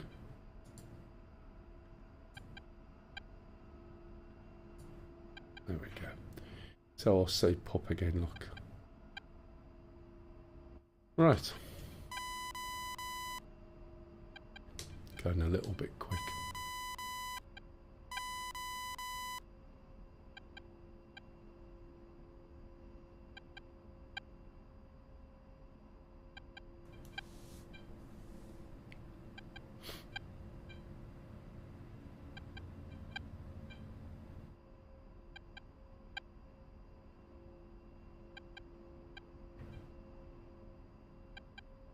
Hi, what's up?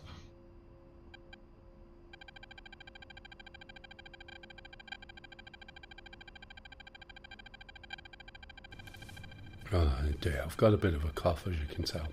I have a normal persistent cough. Well, normal for me. But also my throat is hoarse. And it's making me cough as well. So if I mute myself, which I try and do, and then suddenly you don't hear anything, it means I forgot to unmute. I've heard it for the last 10 years. Only 10 years.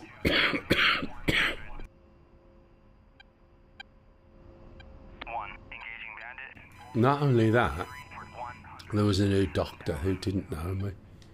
And I said I got a persistent cough. And she said, Engaging bandit at bullseye 214 for 100 at 7,000. She said, how do you know you got a persistent cough? I said, I've had it for years. Have you had it x-rayed? No. Who told you? The doctors. So she sent me for an x-ray.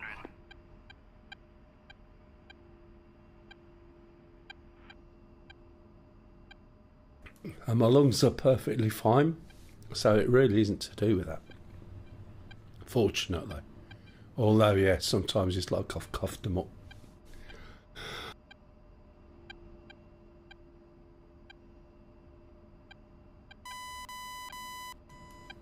It's just really weird. It's post-nasal drip, but exacerbated by temperature, and I'm getting warm at the moment.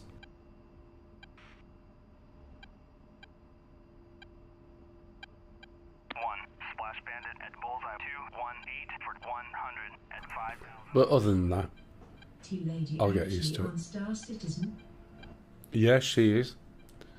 She's doing some of the event missions on the basic pick up and drop offs, just to get back into it, because her joystick had stopped working, the main board's gone. So she's... The dusts on her ships must be unbelievable. Oh, the dust, yeah, it's terrible. I've all got signs of wear being in the garage. She got a new stick that there was supposed to be a twist thing for it, but they still haven't done it. But I don't think they will on the Wing Orion 2. So I ended up buying her another stick for her birthday because her throttle died when she went to play. So she's using two different sticks, both right-handed sticks. And she's flying with that at the moment in Star Citizen.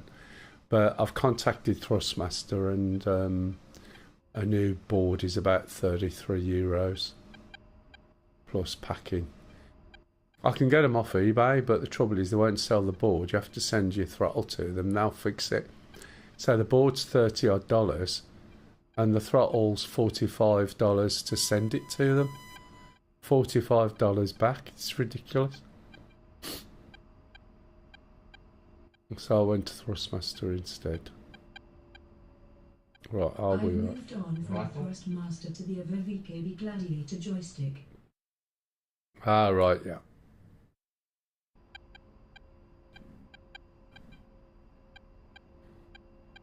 If you want to take over Macca, feel free. I'll move aside for you because you're a little bit quicker than me, and I know you'll be eager to get up, whereas I'm just like too far laid back. I'll move over to the right for you, matey. Give you a bit of space.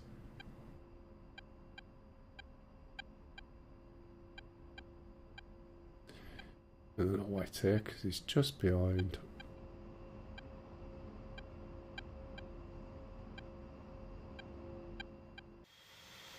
Unless he's already jumped on over there. Forgot my bloody taxi lights Then again. T1600 Thrustmasters I must have fixed 20 times, haha, no more. Oh, those, yeah. Well, there's a new one they've got called... it sort of sits in between the T16000 and the Warthog, which is a Sol R. And the way they've done it uses Hall effect. The base, you can put a Warthog stick on or a F-18 stick. I haven't tried sticking the her Orion 2 stick on, and it doesn't feel too bad. You can buy them as a dual pack with dual sticks, which is cheaper than buying two separate sticks, and they're ambidextrous as well, so they're not bad. Right, I'm going to put my lights position steady. 3301 holding short. Right, 3301 crossing 30 left. I gave up with VR for Star Citizen. It's not there for me to blurry on distant objects and can't fix it, so I'll wait. Oh yeah, that's fair enough. Pedro underscore McLeod said, afternoon to one and all. Hey Yam, how are you? How's your flu? 3301, taking active at 30 right. A lot better, thanks, pal. Ah, good. Did you get back to work or did you have a bit more time?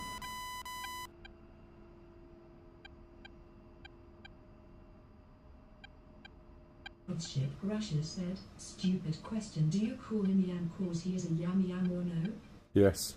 Pedro underscore McLeod said, no, I went back on Monday but couldn't talk. Oh, right, fair enough. Yeah, I call him Yam because whilst... Russia said, oh, yeah, another yam yam. Yeah, he basically moved and he's also dropped his accent quite a lot. But I think I spotted a twang in it a little bit, not much.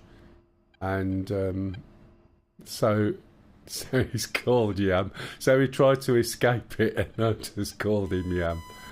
Per Sado. But yeah, his accent's not as bad as yours, What? Pred. So I'm the only one with a yam accent. You got a broad Yam. I've got a variation and his accent's dropped off quite a bit more. Right, okay guys, we're ready to go again. Now, there is... Pedro underscore McLeod said, there is no escape the accent, unfortunately. There's odd words. Even Lisa started pronouncing some words like that. Right, so let's have a look. Is it under support? No. I'm just checking. Maka36 said, I tried VHF 124.00 but doesn't seem to work. It's, yeah, 12400. It's not working for anybody. It's bizarre, isn't it? 124 radio check. You in you can come in TS. Right, where's this thingamajig? Where's the escort?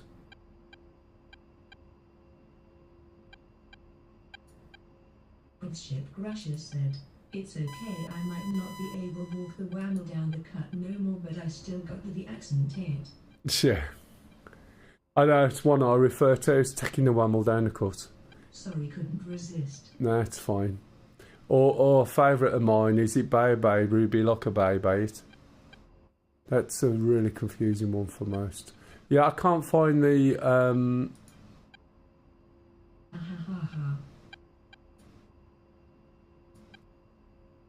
What it actually means, by the way, is it's not a bay window, but it's something like a bay window, isn't it?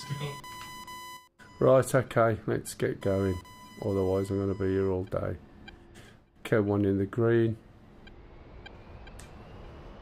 Engines on, brakes. 1, engaging bandit at bullseye 203 for 120 at 6,000.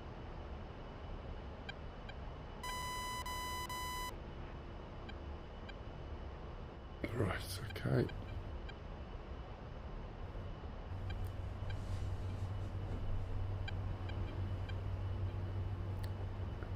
Got to start pulling back a bit. It's a bit bouncy, this, isn't it?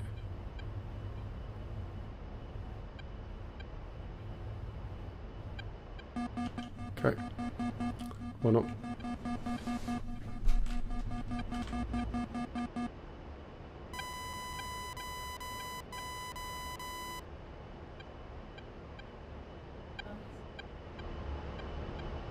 Are we talking in game?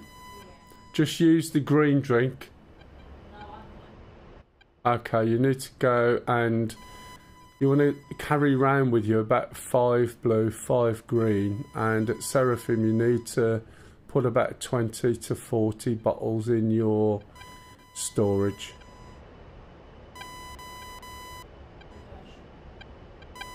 Oh God. See you tomorrow then. Right. Oh, you don't need them. Stop trying to warm. I know what you could get if you're going shopping. Cup of tea. Right, let's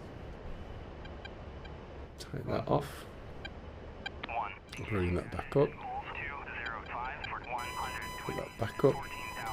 I'm going to end up dead again. Move this over. Take my lights off. Put this back. 3-3 half 0-1 fenced in fuel 10.6.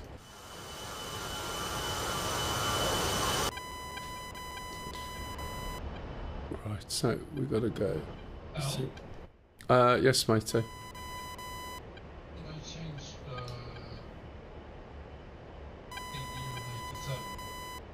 What, you want to change the height or the height? height of function? Okay, so when you go to your dismiss, can you see the inventory button on the top right? Yep.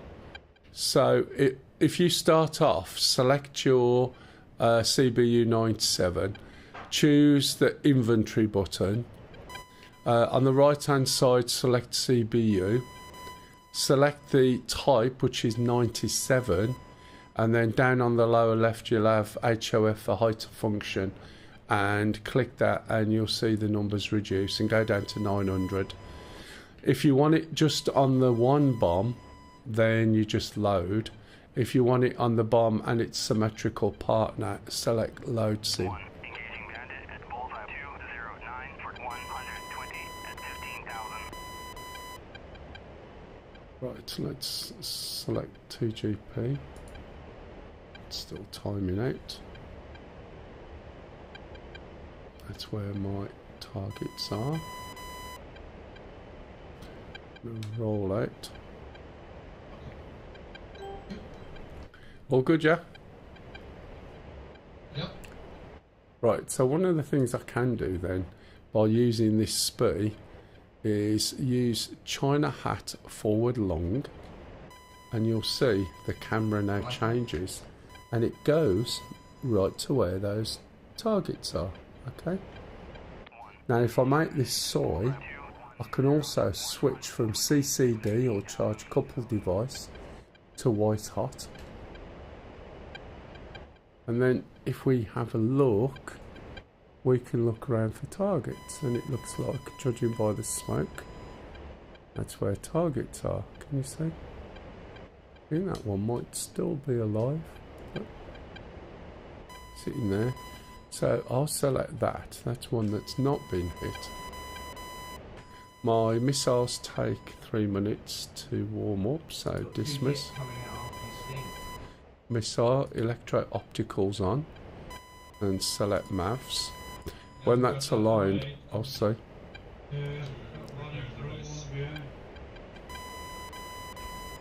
Now I've also got to watch the distance that we are. We're 14 miles away. So let's be careful. Now you notice the way that image is disappearing as my wing changes, look. That's when it's starting to get masked. I can move this slightly over a little bit more. I only need to go to the base of the tank, and I've moved my speed now from where it was right over to the base of that vehicle. It's probably, is it a launcher or something? No, it's some sort of tank thing. I never really know. So I can't attack that just at the moment, because we can see I've got another 1.5 minutes or so before my missiles are ready. So what I'm going to do is just, there's the targets. Can you see this is pointing to them? Right.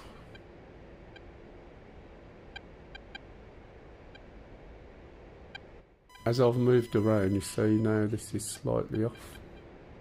Ideally, you want this to be in the middle of the floor where it is. Not so much at the target where it is at the moment, because as soon as I go around the other side of that target, it's going to be pointing the other side. So ideally you want this where it meets the floor, which is going to be round about there maybe. That's better. So now it'll still be there when I come round.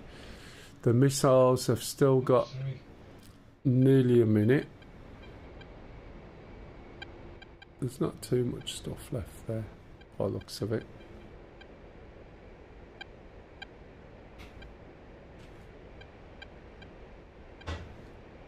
So again, when I start dipping this right wing, our missiles are on 2 minutes 30.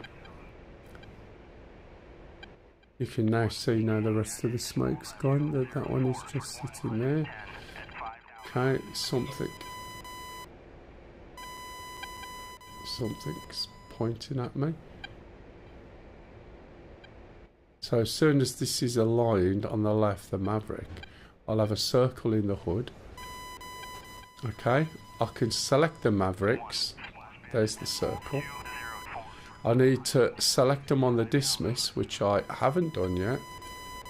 So there we go, there's one. There's another. Go back to Maverick view. And now I can push the Maverick Seeker to go and look at the target. So it's telling me I've got to turn right by flashing on the right hand side. This target's probably going to be gone by the time I get there. Okay. There's the target, look. Move this over to there.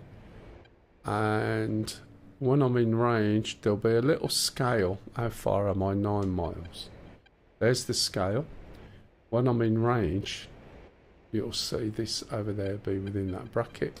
And I should be able to TMS up short. We'll get a lock and then fire, okay? Unless someone else has fired at it. So I won't get a lock yet, not in the range. Right, I've got the left screen selected.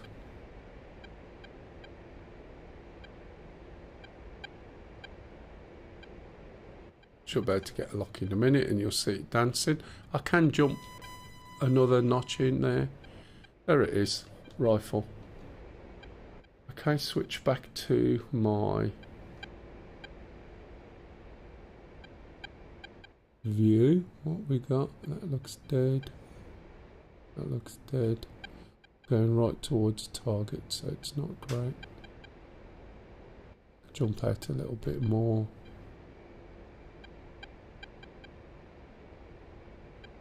Not sure what the building is. That one there looks completely dead there. That one didn't look so dead, but we'll see.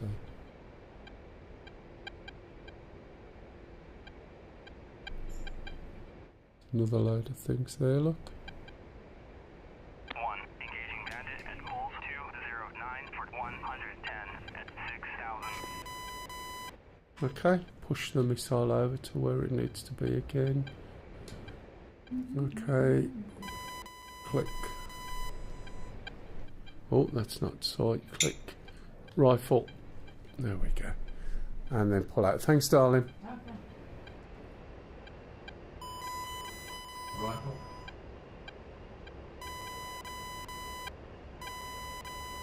But with a bit of luck, that one I've just aimed at should be taken out. There we go. I'm just giving myself some space at the moment. Again, you can see the problem with having the flying quite low and having the TGP there. TGP, the next one, can't turn round. Whenever you fire at something, it creates a special mark point called a Z point. When you do mark points, which are ad hoc waypoints, they are labelled A, B, C, D, etc. all the way up to Y. When you fired at something, it will label that Z. And that means if you go back to your mark point and select Z, it'll be where you last fired. And it's an easy way to get back to the target area. So if I do that now, for instance, and I go function, mark, right, there's Z. So I'll put my Maverick over there. you'll find sometimes when you turn, the gimbal goes all over the place, so you have to use the BS or rebore sight it, and then you can send it back over with China hat forward, and because I've got that Z, it'll automatically go where the Z is. So at the moment the targets are over to my right, possibly a little bit low here. Let's make that soy. Whoa, way too far. I think I might be going past the targets. I'm just going to pick up this down pilot, and I'm going to head back, cashing my points, and jump in an MI8 to bring some supplies over, because I assume this will be clear soon. It's a big assumption, but we'll try. So we can put the camera over there. We need to turn around towards it. Are we on 8 still? No, we're not. Oh, I should be. I was going the wrong way there, look.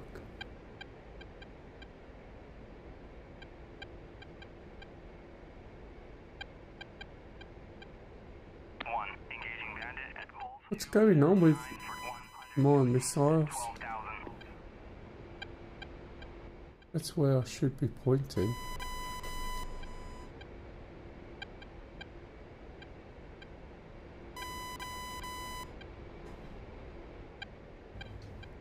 Not sure what's going on there. Oh. Air to ground, you dozy bugger. Come on, that's right. What we got left? Off it goes again. Air to air. Why is it? Oh, wait a minute. There we go.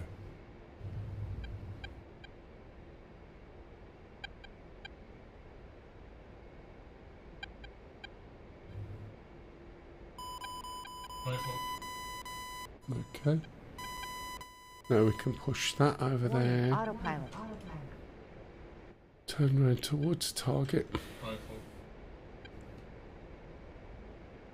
Select more Mavericks. Quite close at the moment. Rifle.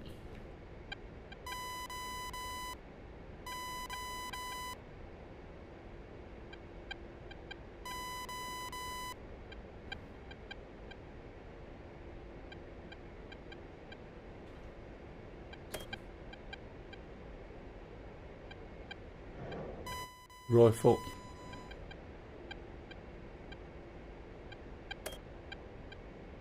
Fortunately, a lot of the SAMs are gone.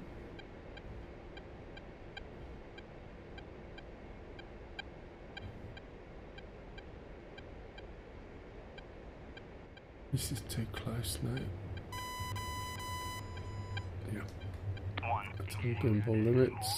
Too close.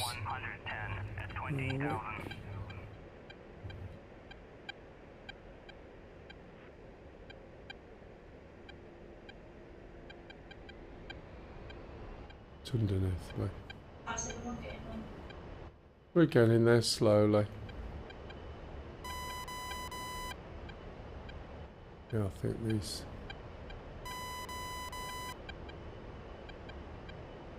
are underneath me. I'm flying over them. I'll get hit by my own lots. Altitude.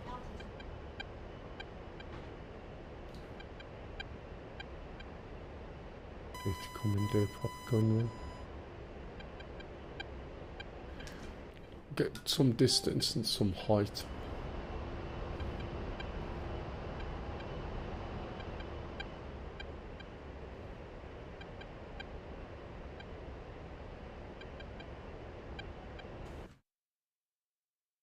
Oh, according to the map, everything. Oh no, according to the map, there's only a couple of things: a urinal and a thingamajig. But judging by the fat pups coming in as is, someone else that is likely to be gone.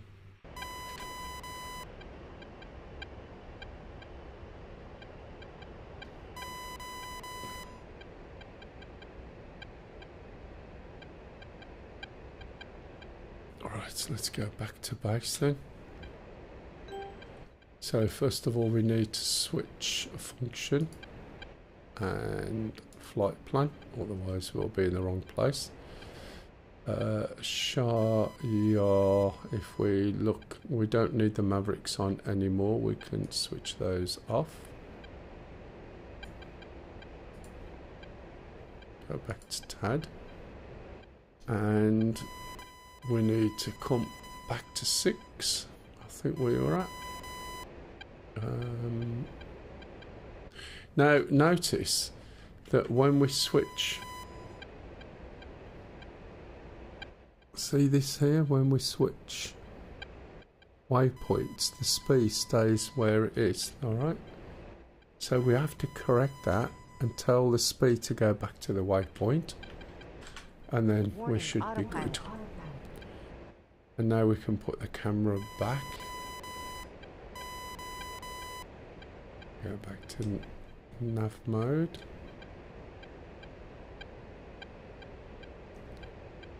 We should be able to fly back. Which runway are you using to come in? To land on?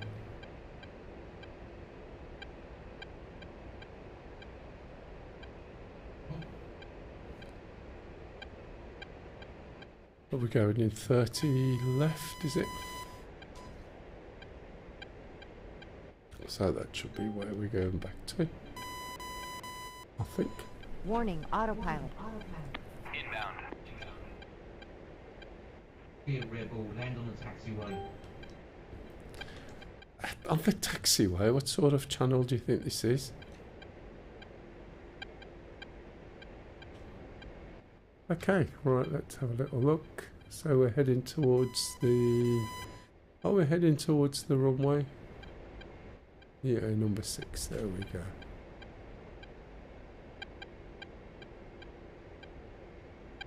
We could radio in. Or we could... Oh, I don't know whether the mission's got them on here. Probably not. Let's have a look. Probably not got the runways with all the information on it. Oh.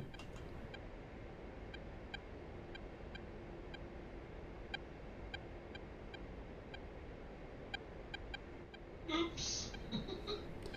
What happened? Fridge, not fridge, a squirrel. Well, How could you get a squirrel? I know.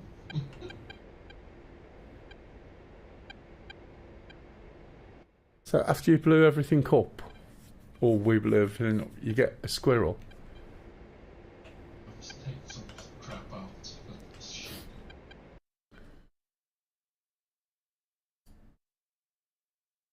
Yeah, there's one thing left by the looks of it.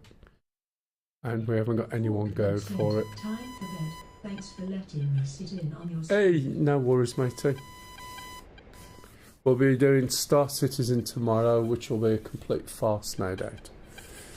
Right, let's go around because I need to get rid of this last thing. So I need to go and find it first. Well, Let's put red smoke markers down on all the targets left, because some of them you can't actually see with a JTAG. yeah, no worries. I can see one just behind me. I'll go and try and take that out.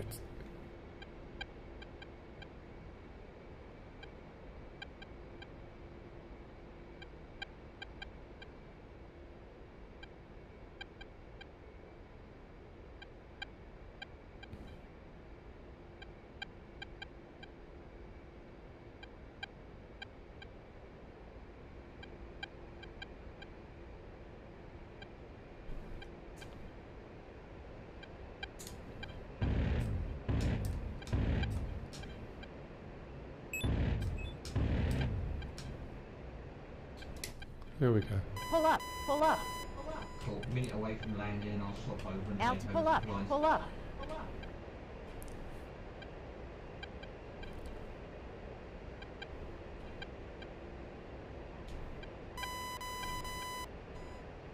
altitude, altitude. Take a Huey and also take supplies over.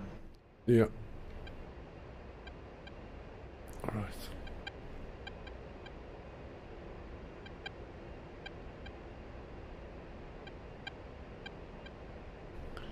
Where we're supposed to be going? Is that where we started? That doesn't look right to me. I thought so. That's the other target, you dozy bugger. That's the Shah Jar I want. So I didn't want to go over there. Autopilot. Yes, I know. I turn around a little bit and then at least I can drink my cup of tea. Just got to keep eyes open for any errant MI8s.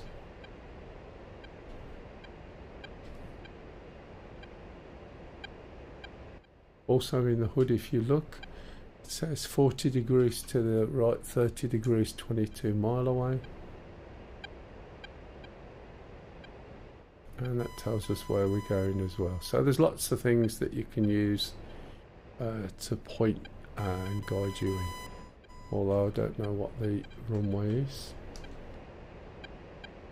Sure, there's a 30 left if there's a 30 right. So I'll make that assumption. We've got the base selected.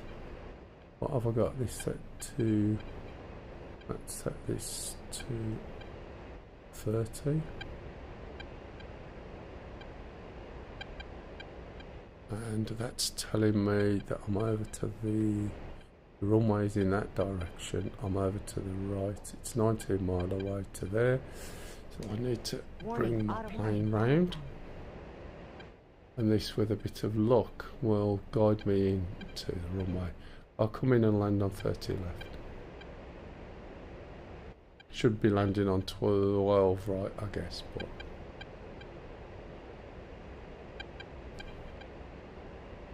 no, 30 left, that's right, I guess. So you see the way these lines are closing up? So with a bit of luck, by the time I get there, I'll be pointing down the runway.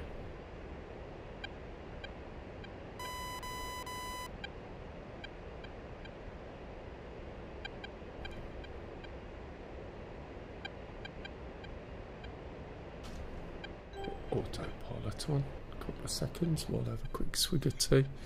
Also I'll mute and mute. Not mute, I'll just do that. Pause my head tracking. And now in a minute I'm going to start turning right. And then I should be pointing down the runway. I'll just line everything up in front of me. A little bit more left. And then rotate round. Rotate your. And then this should be more or less the direction where I need to go. How far out am I? 15, 16 miles, that's fine.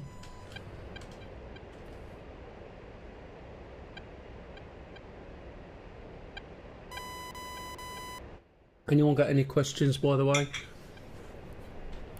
Did everybody understand everything I was talking about regarding the what I was doing?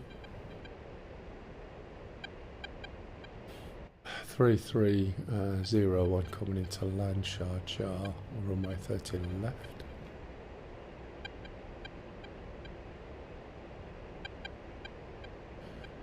We're at 2,400. I need to slow down somewhat. Need to be around about 1,500 feet at 10 mile out, and I'm already 9 miles. So, I'm saying that I never set my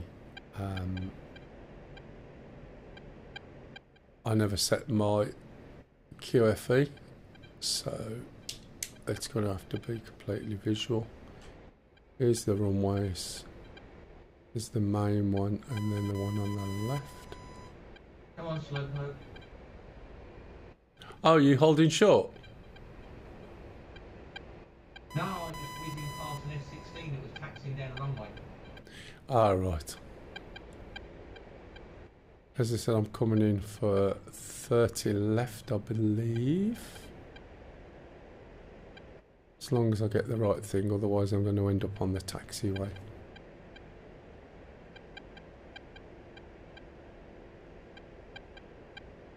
This must be it here. Coming in about 3 degrees or so, with a bit of luck.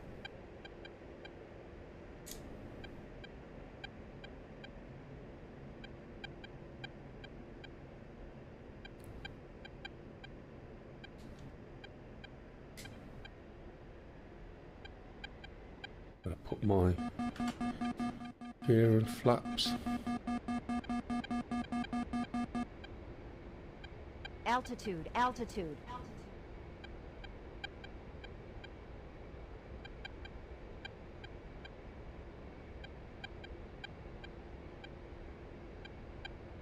So it lined me up nicely, just had to choose which one I was coming in on.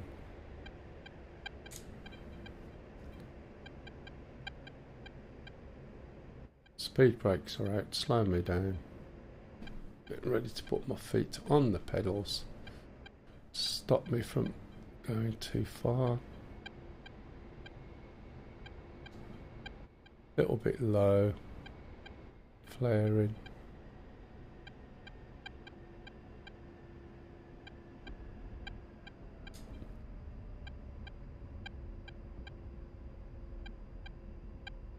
Okay, brakes on full.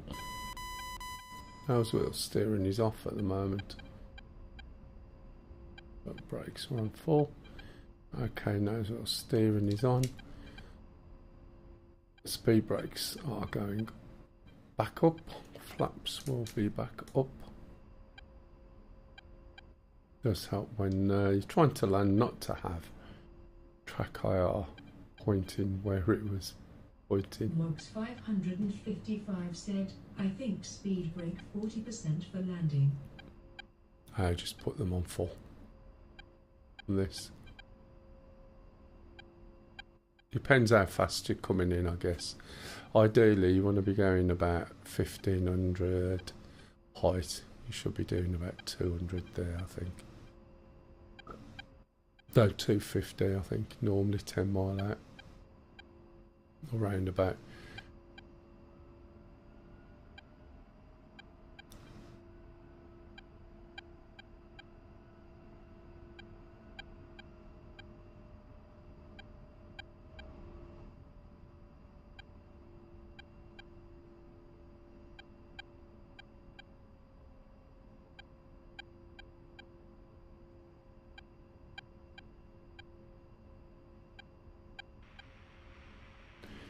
Who's in the Chinook? Is that you, Put? Oh, I'm in the jury. Okay. Maybe it's AI. It could well be.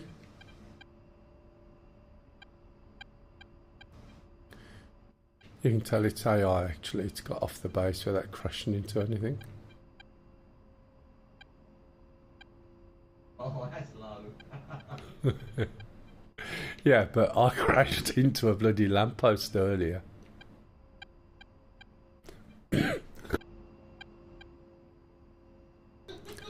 Well, yeah, but you didn't get any points or anything, did you? Oh, did you? Of course, I've just landed. I've come back. Yeah, but not when you went into the lamppost. That was a takeoff lamppost. I was demonstrating. I went to demonstrate the ejection seat in the Shark. But unfortunately, It worked. I was a little bit too low, so I couldn't get it in time. Oh, it did work, yeah. I remembered that one. That one worked. What am I after ground crew? Chief, place the wheel chocks. Right. Copy. Wheel chocks are now in place. You're running around what?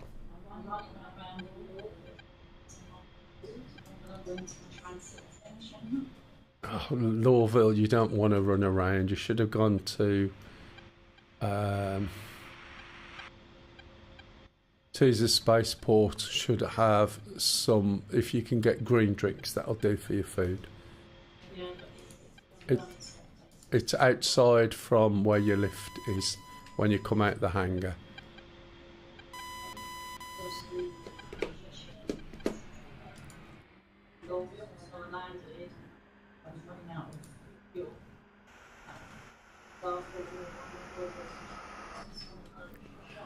Yeah, it's not the best place to go shopping.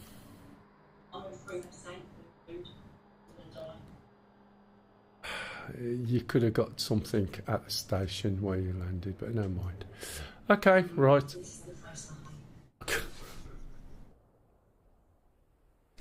And your ship will be left behind, probably. Unless you... no, don't. You're fine. Right, okay. That was a little bit of A10.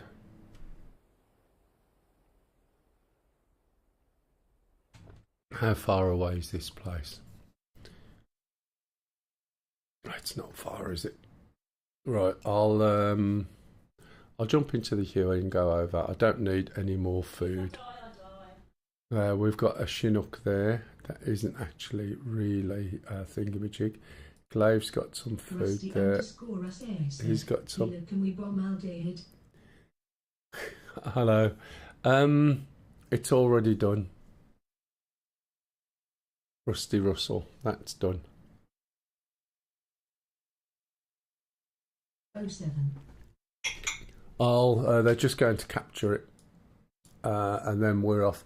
After this one, if we can look at Fujari International, but I suspect it might not save. But I'll try and update the mission after we're finished. Right, what I'm going to do now is, because I did promise last week, I think I never got around to it, is jump into a Huey. And I'll quickly go through the Huey, take it out to where we're going. I'm not going to take any weapons, it's more of a instructionally flying thing. Go into the red one. Previous weeks I talked a lot about if you learn the Huey and then you learn the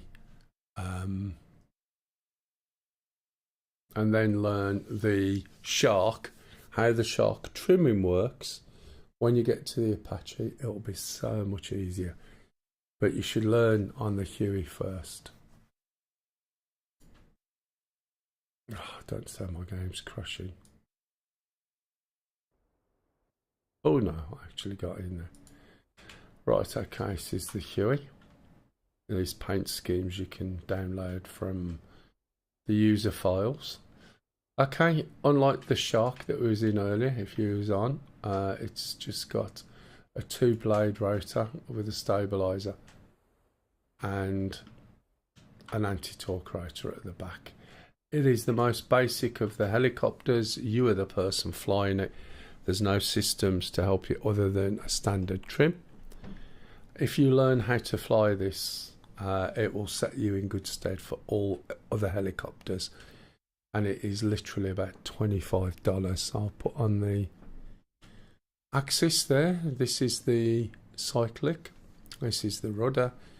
This is the collective. The one at the bottom is the throttle.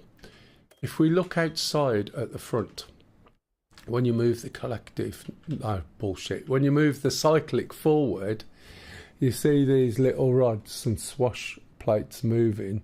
So this is from 0 to full forward, and even though it's that subtle, that is enough to put that and make it go forward a lot.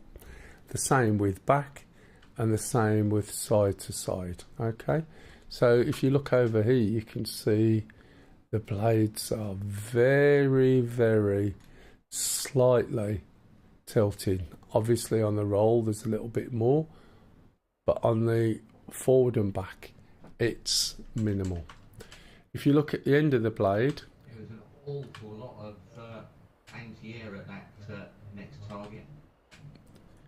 Sounds like fun then.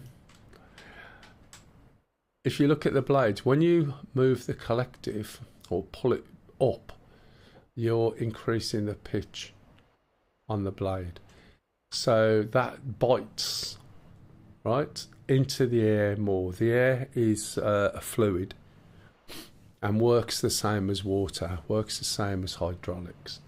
So by turning this, it bites more into the air, and therefore it will give it more of whatever it is you're trying to do. And I am being purposely a bit vague there. Okay? The rotor will spin round at the same time all the time. This will basically increase the it'll increase the bite into the air. It'll either go up or forward or whatever you're choosing to do. We'll cover that in a minute. I'm running out of what I was trying to say there. Okay, very easy to start up. If you crash it, which you will if you've never flown it before, you can get it going within minutes. Okay, I'm explaining it so it's a bit slower. I'm only putting on the stuff that we need at this point. AC phase, this knob here, goes to AC phase. DC's 2 clicks goes to essential buzz. Main generator goes down when I can see the cap, which is here somewhere. Can't see it because it's so bright. There. And then the battery goes on. When the battery goes on, you hear a siren. That's a low RPM warning, and it's just to the left of this bright yellow fuel display. We're going to switch the fuel on. We're going to switch the hydraulics on, which is above where these lit alarm lamps are. Force trim we need on, and then we push this forward and then let go, and that checks for any metal fragments within the assembly for the rotor.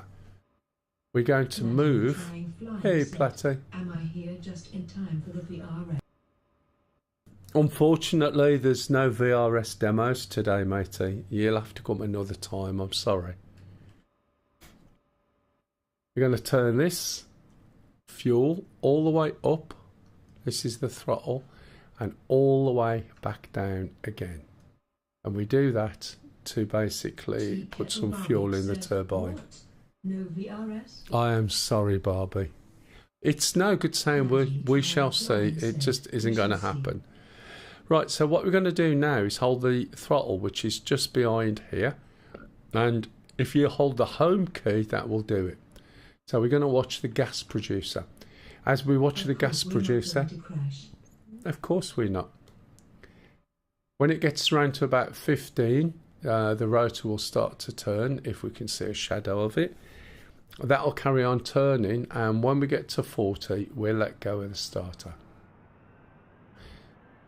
Okay, and once we let go of it, you'll see the RPM up here starting to increase. Okay, letting go now. And the RPM here increases until that gets to 40. If we look, there's 2 needles there, but ideally you want to keep them together as best as possible. One of them is the engine RPM, one of them is the rotor RPM. Once they've stopped and they've got to 40, you can start to increase the throttle more, and you'll see this going up. So the throttle's this brownish sleeve on the collective. And we keep pushing this up, but we don't want to go mad. We're doing it nice and smooth to try and keep these 2 needles together. If you let the rotor, the engine run away, you'll split the pin and the rotor will go flying off by itself, which you will do quite often when you're learning, when you're over torquing the rotor. So we go all the way up to the top. As I said, once this is done, this stays where it is. Okay. Now we've only got 2 alarms. One of them is the IFF. That's this radio system here. It has no other function. Just right click and that goes off. The other one is the inverter, which is up here. We switch that down and we switch the starter generator, standby generator.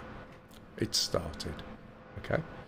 We need to set the electronic compass to match the magnetic compass, and as you can see, this is pointing to a smidge over from 3, and this one is pointing north. So we're going to use the synchronizing knob and turn it towards the 3. As we turn it, there's a little window here with an X in, and if you keep turning it, you'll see a circle. Circle means you've gone too far, X is you haven't gone far enough, and you need half a circle and half an X, which is about right. Okay, we can now use this setting here which moves a bug around. There it is. That was a bug around, not bug around. And if we look at the map, we can simply do a course, because we do not have waypoints set in this. Where am I? There I am. Okay, so 34k at 97. So we simply set this to 97 degrees. There's 90, 95. So it's about that direction, or pretty close. When we take off, if we do nothing at all, this thing is just going to go forward and roll to the right and spin to the right, and you'll crash. So we need to be careful. The master caution is on, as we can see. That was because there were lights on down here. Now they've gone. We can reset the master caution using this reset switch there. And as I said earlier, I really recommend learning how to fly this before you fly any other helicopters in the game, because it'll just give you such a good grounding. Right, to counter this movement, we're going to push to the left on the rudder at about a third of this bottom of the box. As we start to take off, we're going to move the cyclic down and to the left over here somewhere, and that'll counter the movement. Okay, don't know which way the wind is blowing at the moment, but what you'll see is I'll be in a sort of hover. So let's start to take off. As we get light, if we're still spinning left, we need to relax the left turn a bit. If we're going right, we need to add a bit more turn. And as you move the stick back, you see we can sort of get this into something of a hover. When you first start, this is really quite difficult to do. There is a trimmer on it, but if you look at my joystick, look how much the joystick is moving to control this helicopter. It's tiny little movements. Okay, if I want to go and stop, I'm going to move it back, relax it to the middle, back, middle, back, middle, until it stops. If I want to go forward, I'll go forward, middle. You can see it moving a bit more now, and then we'll start going forward. There's a couple of exercises you can do to actually hover in ground effect, but we'll probably do that when we get to where we're going. So there's the little puck. It's just there. Put it at the 12 o'clock position. The helicopter's going to want to start lifting when you're doing about 60 odd, and then we can basically push the nose down even more to get it to go faster. Okay, it induces lift itself. So I need to go very slightly left, and I can trim that there. I'm only trimming the cyclic, but you still need to keep a hand on it. It's quite difficult to drink a cup of tea whilst flying the Huey. It's a lot easier in the Shark. So there we go. Okay, and you can see the blades are tilted forward. I need to lift up just a little bit to get over these electricity cables. I don't want it to go too fast, and we are going a little bit faster than I'd like. You will overheat this, especially in these conditions. You look there, there's 3 gauges. You want none of them to be in the red. If you do get one of the gauges into the red, it will knacker the engine within seconds. And it is a very easy helicopter to get to grips with, but it will take practice. and then we'll just fly in a straight line. You can put guns on it. You can have your friends if you're flying. If you've all got the Huey, they can be the co-pilot or the gunners, and it works really well in VR. It's really steady. But even though the speed is increasing and everything, the RPM is staying the same, and the RPM needs to stay in the green. Okay, if you start overstraining the helicopter by trying to make it do things it shouldn't really do, you'll find the RPM dropping. Now, if you're trying to hover outside of the range of hover, or you're descending and without any movement, you'll find that the blades can't keep you in that position because the air's turbulent. You'll start to drop. First things you're going to do is try and increase the collective or pull this stick back, and that's going to make it worse. All you need to do is move out of the turbulent air. I'll get there in the end, and you can usually recover the helicopter within about 10 to 15 feet, depending on how much height you've got. But you've got to spot that it's doing it. It'll usually rattle quite a lot. It also rattles when you're going into transition, which is coming out of ground effect into normal flight. So if you notice the way this is trimmed, there's a balance look, and it's going nearly horizontal. What happened there, Stingy?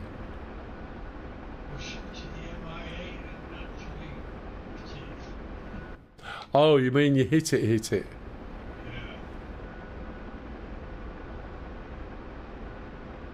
Is it on the way into this base, is it? No, it's dead. I did get it. Right, when we get over there, we'll go and land, and I'll explain the last little bit. There is a bit more I could do, but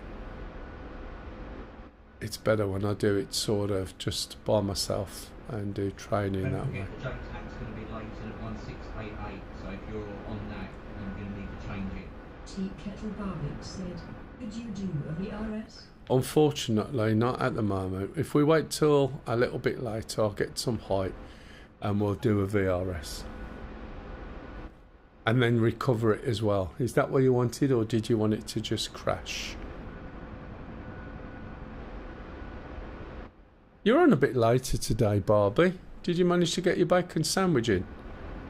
Because I know you get a little bit, grouchy if you haven't had one. As if I wanted to see you crash.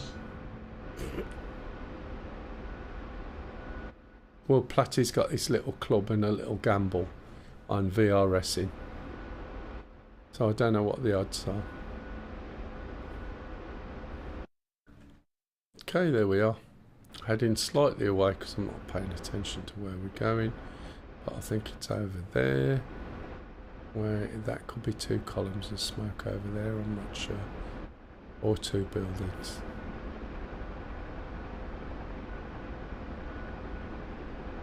As it speeds up, it'll start getting a little bit higher. Yes, I've had my bacon sarnie. No, you've had it. Okay, so you're a bit more like calmer, not grouchy. Did I finish my cup of tea? Yes, I did. Excellent. Otherwise I get told off.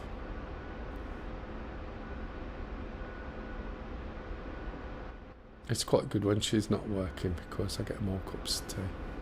Although she's gaming herself.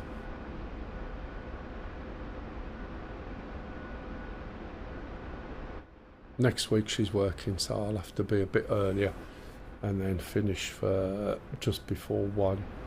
Whereas today isn't so bad, it's just my feet and ankles that dictate it. So I normally finish at 2. So I should be able to get to where we're going, do a little bit more with this. I mean, I'm not holding anything. I haven't got my feet on my rudder. I haven't got my pedals. Not my pedals. I haven't got my hands on my joystick. Just using the trimmer on the cyclic. You can see it's moving over a bit now. Just need to correct that a little bit and push the trimmer. Sorry, the cyclic over a little bit.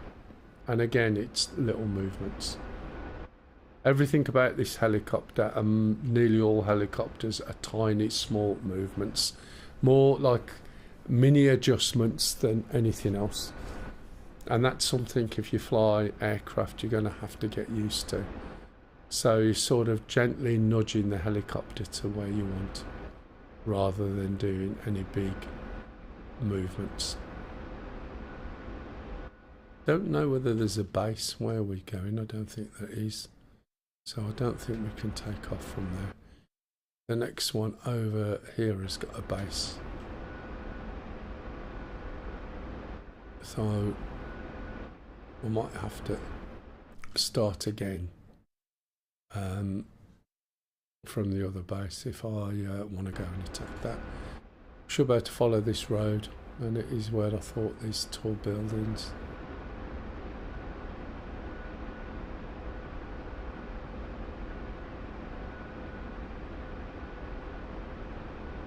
But you will learn so much by flying this, believe me, compared to just trying to jump in something, especially the Apache. People like to jump into the Apache not having flown any helicopters and then struggle with the controls.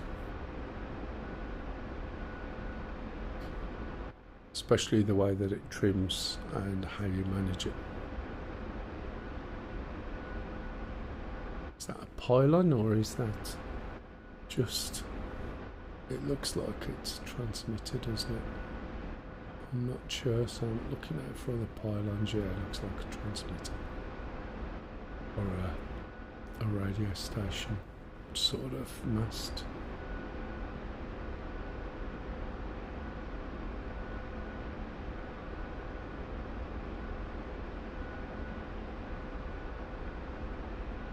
It is very flat, this one.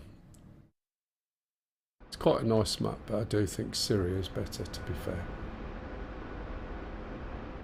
Although it does take 32 gig of RAM on Syria, which is fine. If you got 32 gig of RAM, you should be okay. If you try and stream and you're on a multiplayer server, forget it. You'll just end up crashing.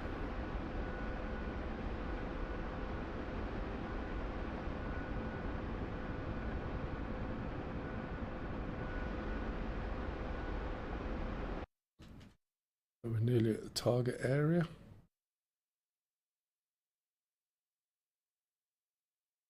Raging 12. Raging 12. Who's Raging 12? Unless it's AI. That's probably AI. Haven't seen Kev for a few weeks, Lace.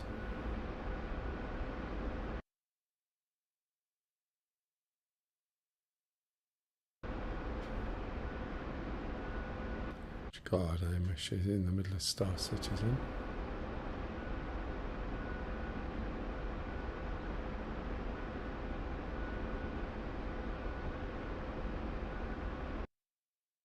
Once I'm in the blue circle, within the confines of the base, you can see there's a FARP there. Those are pylons, by the looks of it.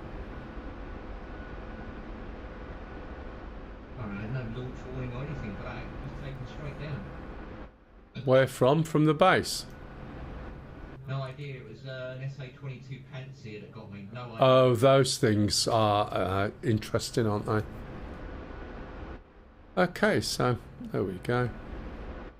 Now to land, right? I'm just lifting the nose up, and I'm also dropping the collective as well, but I'm going far too high. So I was going quite quick. So just pulling the stick. See the way I'm moving it gently back? It's lifting my nose up, slowing me down. Now there's a vertical speed indicator here.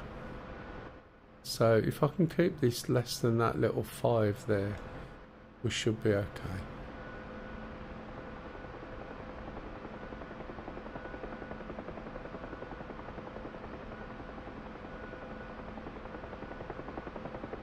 And there is a fob over here somewhere. Oh, that's That's the main part. Fobs over to the left. There it is. So you can just gently come in. This is one way of landing. We're nearly stopped. Don't want to stop just yet.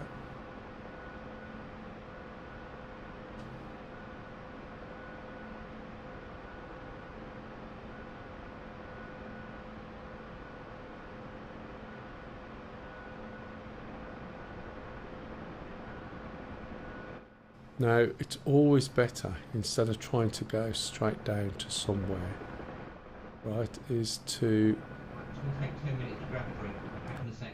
go into a hover. Okie dokie. So you sort of try and go down to a hover, and then like think of it like you're on a step, and then just step off.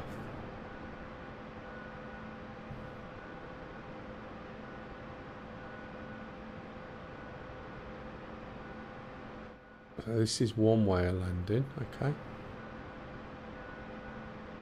If ever you're going to be moving when you land, you always want to make sure that you're only moving in the direction that the skids are pointing. Otherwise, if you've got any other movement going in any other direction, you're going to tip over. So that was a bog standard, straight, normal, come down landing. And it is a combination of just gently easing back on your stick. This is exaggerated. Slowly lowering the collective here as you do it, and keeping an eye on this gauge. Right, so the other type of landing, which may or may not work, is where you really have to get down fast. But again, you should be able to, as long as you're moving is the key. If you're coming down and that needle goes down too much but you're not moving, you are going to get into a problem. So we'll come back to here and see if we can do something of a slightly faster landing. We're already doing sort of 80. He's one of the viewers, matey.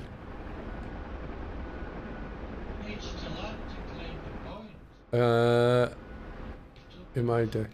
Oh, right, did you hear that, Macca? I think he knows. He's not on comms though, but he will hear through the stream. Okay, so we're going to come in quick. A little quicker than I wanted to. Helicopter might squeal a little bit. Might VRS. So we want to land over there. So we want to turn tight. Right, pull back on the stick. Pull back. Try and slow ourselves down. See, we're turning a curve.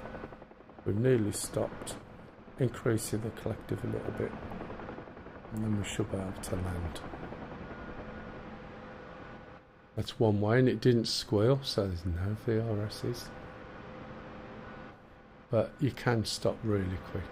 Maka36 said, sorry, missed what Stinger said.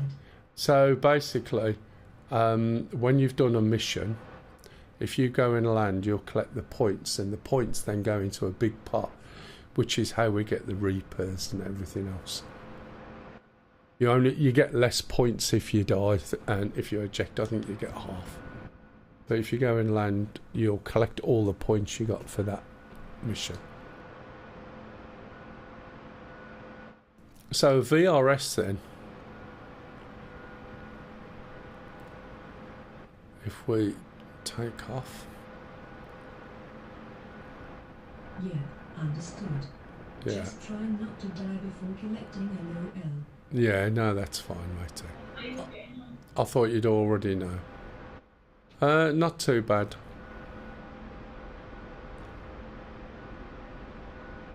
So now you can see we're moving. It doesn't look like we're moving very fast, but this is in miles, so we are. So let's slow this down a little bit.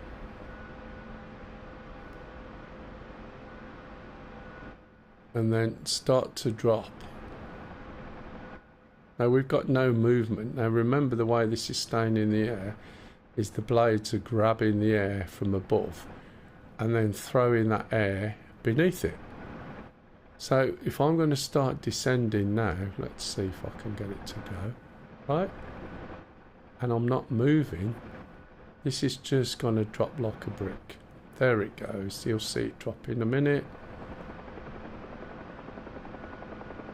Try and get it to drop. I'll put more on and it'll force it that way, I think. Maybe. Come on. See the vertical speed indicator. Yeah, here it goes, look. Right, but flatten your blades. Okay, push the helicopter and you'll recover from a VRS. Really easy, to be honest. Because what's happening is you start dropping, the air around your blades gets turbulent, and when you apply more collective, it's got nothing to grip onto because the air's all turbulent, so it just keeps dropping.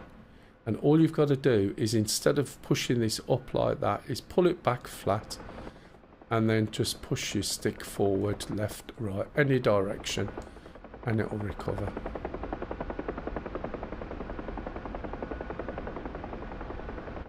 With no VRS then, was there?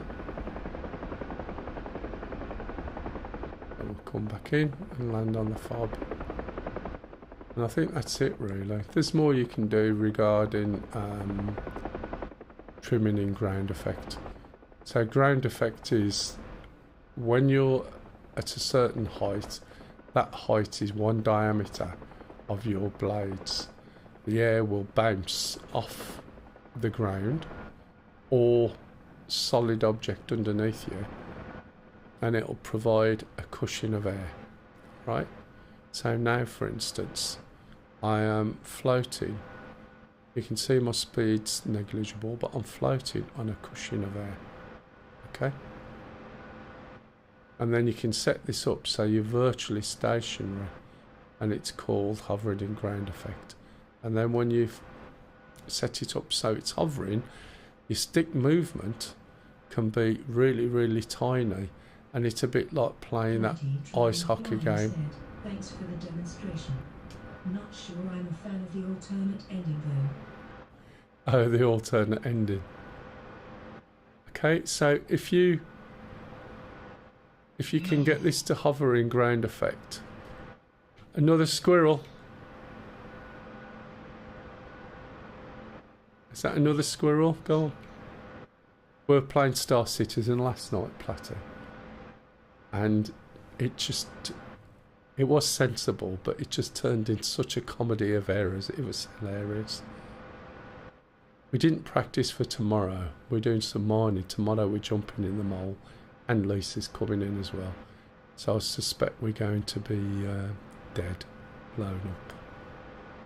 So while I'm hovering in this ground effect look, I'm just moving the stick forward and middle slightly, and it's just floating on the cushion of air. And it's when you're in this position, right, you start to get used to the control, and you can make it go anywhere you want just by doing little movements. If you want it to stop, do the movement in the opposite direction. You want it to go right. See the way the stick's moving right? It's going right. Okay. Or I want to stop that. I just move the stick left, gently. Going back, it's going backwards a bit, so I'm going to do it forwards a little bit. And it gives you that level of control. You can also use this to fly around obstacles, because it's really important to know how big the chopper is and where it will fit. So when you look at some of the spaces in between buildings and the height, you want to know whether you can actually get through there or not. Whether you need to come up higher, especially if you're going through towns and you've got gunners and you're looking for insurgents. You also don't want to do any panicky moves when you're in a helicopter. So everything you've got to sort of think in advance what you want to do, where you want to go. You can fit your chopper in small spaces? Yeah. I just said that you need to be aware of how big your chopper is and where it will actually fit. Can I get my blades through there? Do I know whether I can get my blades through there? I'm only going to find out by doing things. Now, in my estimation, yes. If I was in VR, I'd be able to look at that and say, yeah, of course I can. When you're in a flat 2D screen, you don't see as much space as there actually is. Do you know what I mean? So here, for instance, can I fly the chopper sideways through there, go round that purple building without hitting the back? I think I should be able to. I don't see why not. But when you first start, it's a little bit difficult. It's a little bit difficult to try and work out whether you can or not. If you do any sudden movements, you're just going to be dead, that's it. So you always want to treat everything really smooth and really slow. Now, even though we're over the top of a building, that ground effect will kick in as soon as we're over the building. But you've got to be careful of some of these buildings because the collision mesh doesn't necessarily always line up with what the building looks like. So, for instance, I'll try and land in between these two little building things on the roof, but it might be I sink down into the roof. What the hell was that? I might sink into the roof, or I might stand. Now, the reason why this is wobbling around a lot is the ground effect is causing me to hover over on the roof, and I've got two buildings that are blowing the air around, right? That makes it a little bit harder. Well, let's pop it down here and see what happens. Okay, that's pretty good.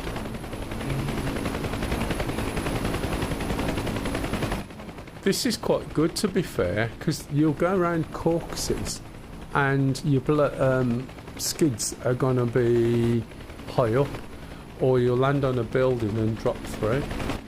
You can see where the blades come now. Right, so there's only just enough room. But knowing that, and knowing how big your chopper is. Was it counter movement? Sorry, good advice from me was wait for it to settle before you try and adjust with counter movements. Yeah, that's fair enough. Counter movements were what kept messing me up, yeah. It's I see it as like the panicky moves, you know, the moves that you do to stop something from happening.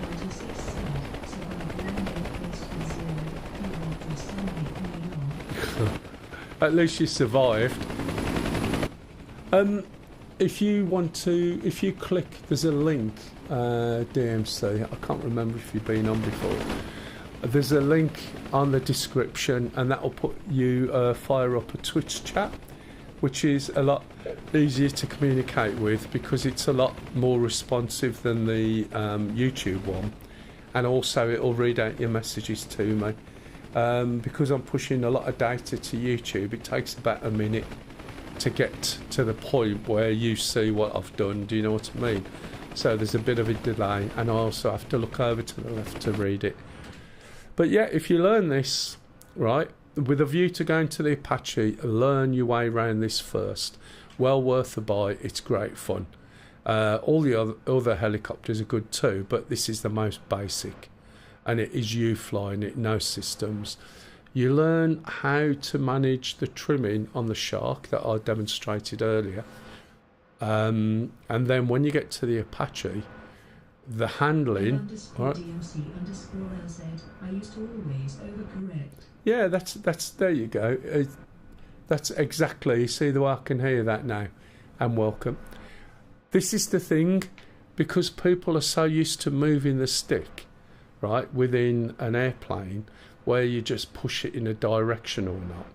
And you'll see it's actually tiny little movements all the time.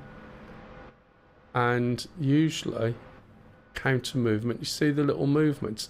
These are slightly exaggerated. And watch that aerial or dish. These are slightly exaggerated. I'm using... Oh, thanks. Thanks for hitting that follow button. Thank you very much. When... Thank you for the follow. when what else was I going to say? Oh yeah, when I've got an extension, a 10 centimeter extension, and my stick is actually between my legs as well, and that makes a difference. It's slightly different technique.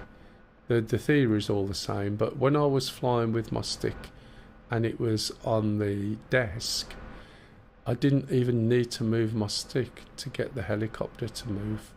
I mean, you can see it's going over there, and the movement in the stick is so tiny. Right? It's just practice. And it's no good practicing in a big open place. As I said, I didn't know someone was on there then. You need to practice where there's things you're going to hit if you're not careful. So not only are you learning the controls of the helicopter, you're also learning where it fits, what you can and can't do, and where you can put it. If that makes sense. I'm just coming down nice and gentle. Gonna overdo it in a minute if I'm not careful.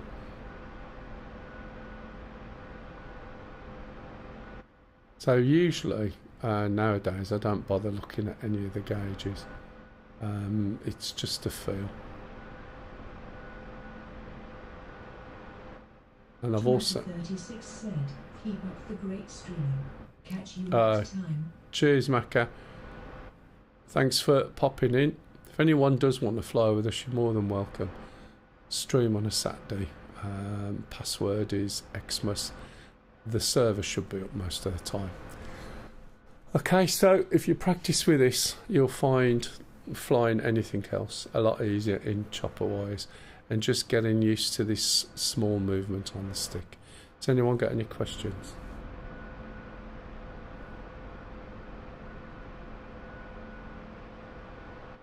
Right. Can you spawn over here, pup?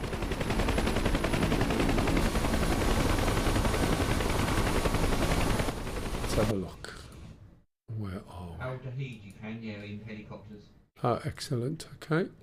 So, what I'm going to do is jump into a shark again, because now I've gone over the basics of helicopter flight and most of the basics. If I jump into this shark, one of the things I'm going to do is click this button, and I'm not going to put any weapons on because I'm going to show you the trimming in it again, and then we'll spawn in an Apache and show you how it works, right?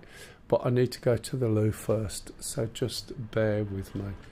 I'll switch over to who we got now. Oh, AI. I think I'll put you on pup.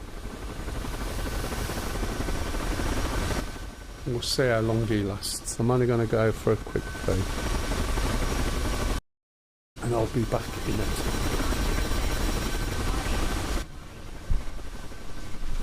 Doesn't sound good, does it?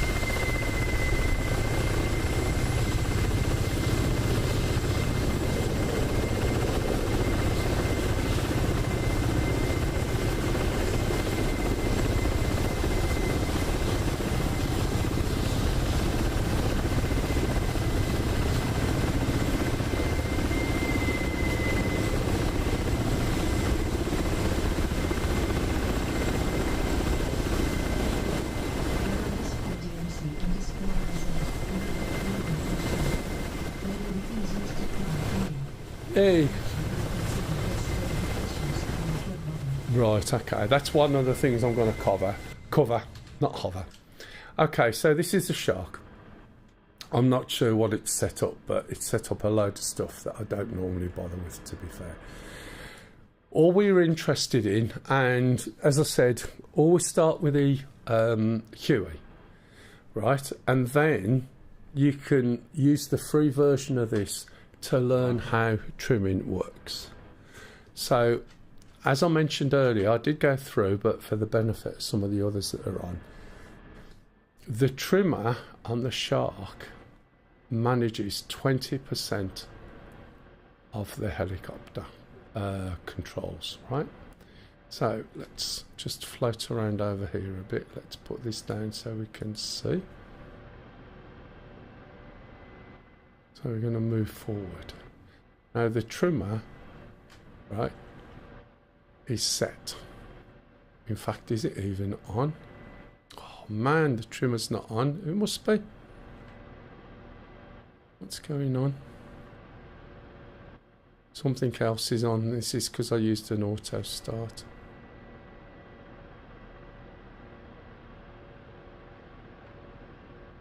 There's something switched on that I don't normally use, and I don't know what it is.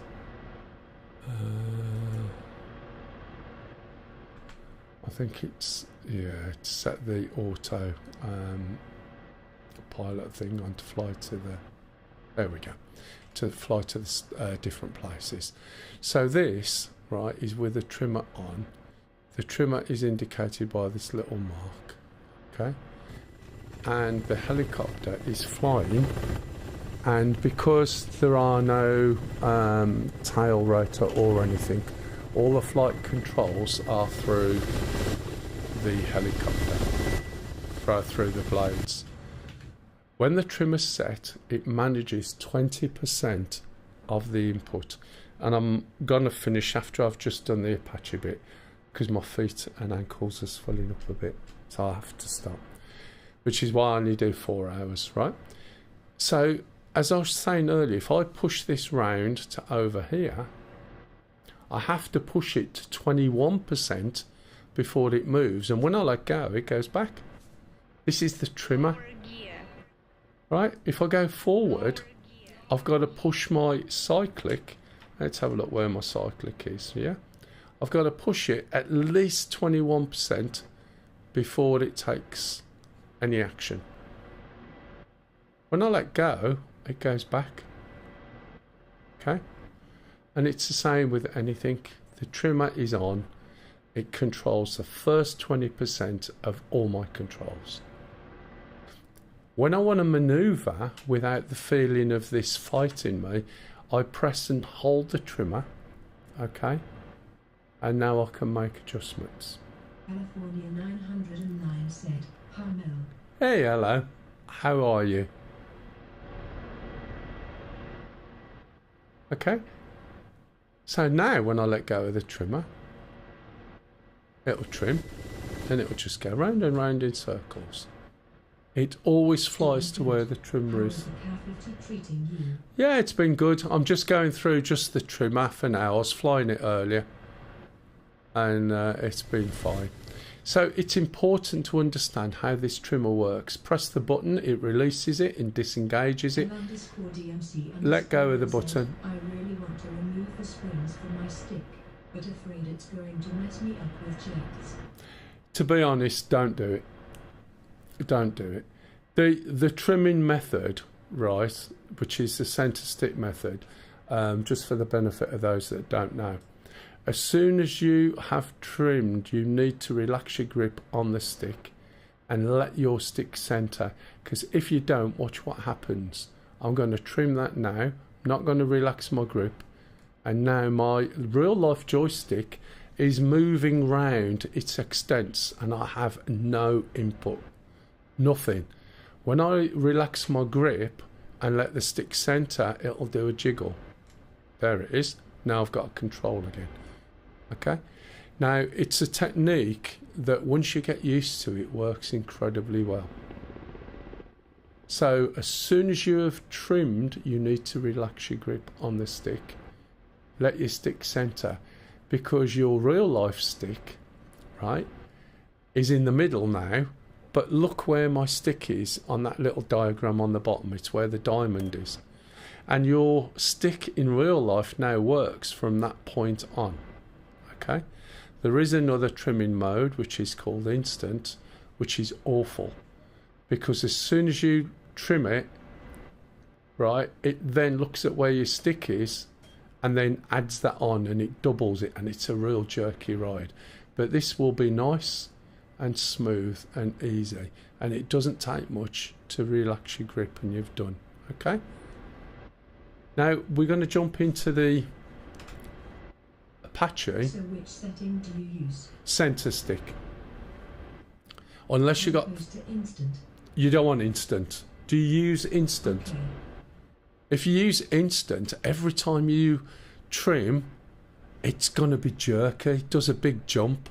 And that's because it not only instantly trims it, it takes into account where your stick is. So if I trimmed at this, it wouldn't... Glenn said, afternoon. Hey Glyn, how are you?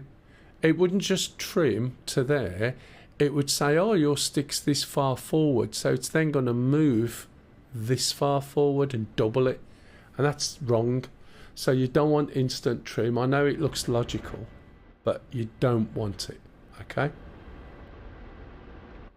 Right, that's this. So now, knowing how to use the trimmer, and bear in mind it uses 20%, when you get to the Apache, right, you'll find, if I change this, I'll get rid of the weapons. Doesn't make any difference what weapons are on here. All it will make a difference to is the weight, which is how much power you need to hover. Oh, hey, Sneak Stage Teak. Thanks for hitting. Well, thank you for the follow. You completely confused my bot then with your voice. Yeah, I hope you will anyway, Glyn. Right, this will spawn in a minute. And it should... Did I click the hot button? I can't remember. Possibly not. Oh, I did, yeah. Okay. So, the shark trimming works in exactly the same way as the doodad. Just underscore Glenn said, I'm occasional. Okay, well, as okay-ish as you can be, I understand. How are you? No, good. My feet are swelling up at the moment, so I'm going to have to stop soon and have a break before I just do some normal gaming. So what you've got to understand is the shark takes 20% authority for the trimmer, and that's it. Now, the trimmer in this is a lot limited, more limited. It's about 4% in the horizontal, 6% in the vertical, right? And what that means is you don't have as much freedom. But this has got a couple of really good systems on it. So not only has it got the trimmer, it's also got an attitude hold indicated over here when it's boxed, and an altitude hold over here. So when you use a hat for managing your trimming and stuff, the trimmer hat forward will switch off the trimmer, disengages it. When you stop pressing it forward, like the shark. You confused me with the voice reading the chat. I was thinking that I have it on my reproductors. Oh right, no, it's me. It's my end. It just makes it easier for me to communicate rather than having to look over to that screen and read text, if you see what I mean. And I don't like things on the screen covering up stuff, because if you put a window with text and I'm looking down here and talking about controls, it might be in the way, so it's easier not to. So your hat, let me go to controls. And we select anywhere in the grid, and then I've got this hat here. So trimmer hold mode is up, right? The force trim hole mode down. His attitude is left and right is there. So this actually is the trim hole mode is a reset there, I believe. Okay, so you've got up, down, left and right. Up is your trimmer, left is your attitude hold, right is the altitude hold, and aft resets. So let's take off and we'll have a little look. So I'm taking off. L_DMC_LZ. Do you use center position for both cyclic and pedals, or only cyclic? It's center position for both. One thing that the the Apache does is it will also trim your pedals. So as you see, my pedals are moving around there. If I set the trimmer, right, we'll see an asterisk appear. Okay, and it's holding it there, and the asterisk, you see, is there, and there, over there. Now, if I don't relax the grip on my pedals and my stick, Don't use trim for pedals, so I was just curious. I don't use trimmer for pedals on anything else. Right? What you've got to remember is trimmer is there to take the tiredness out of your arm or your legs or whatever. In the Huey, it's really important because it was hydraulic and you wouldn't last that long holding it, right? In some of the newer aircraft, then it's not so bad. But in game, because people don't really get that, there's quite a few people say, oh, I don't need the trimmer at all. Whereas if you use the trimmer, it's so much easier. And even for the rudder as well, they switch it off, but that's part of the helicopter, so why would you want to do that? In fact, there's no trimmer reset on this, but people moan so much. I used trim for the first time in Apache 2 days ago. Yeah, it helps. Right, now what I'm going to do is show you. Right, I'm going to trim this and I'm going to let go, right? Okay, so the trimmer's set. Now if we look, right, I'm moving at 77k. There's my height all over the place. That's fine. One of the things you can do with this is hold your attitude. So your attitude, which is left, is now held. So that is basically the stance of my helicopter. That's set, right? I'm not doing anything. Okay? There's a rule with it that says if this is over 40, then I'm going to hold your stance. But if I'm less than 40, I'm going to make it, right, so that you're in a hover. Now, I can, right, also hold the altitude. Now, I'm just going to bring it up a little bit. Not much. It's really gentle there. And I'm going to set that one. Or try and set that one. Come on. No, it's going to go up too much. So I'm not paying attention to my talk at the moment. Less than 40 or less than 5? Less than 40. It'll assume, right, you're trying to go into a hover. Okay. Now, when these can't hold it, because do you remember what I said? It only does a certain percentage on the one axis, and it only does 6% on pitch, so it can't always hold it. We're only on 557 torque. But one of the things you can do with it, especially if you use the trimmer, let's reset that. Let's utilize the line there that is telling us where we're going, something similar to what you see in the Shark. And I'm holding the trimmer and I'm pulling the stick back, right? I'm pulling the stick back because I'm slowing down. So I'm going to slow down even more. So we're less than 40 now. Coming down to 25. I'm going into a VRS in a minute if I'm not careful. We're down to 22. Still got the trimmer. Holding it again. And I'm going to try and bring this down. Right? As low as we can. I have to give it a lot more left. Now it doesn't normally happen like this when I'm flying. I'll slow down just by putting a turn in. I think I've got missiles coming in at me, but never mind. 8 o'clock, searching, Hawk. 7 o'clock, searching, Hawk. 8 o'clock, searching. Those missiles aft could just be the base launching, by the way. So I want to bring this down. I've put that on. As low as I can. Right, and then I'm going to set the attitude hold. Let's get this going. Okay. We get down. This will do. Let go of the trimmer, and I'm trying to use the trimmer, but I'm being blown around a little bit at the moment by the looks of it.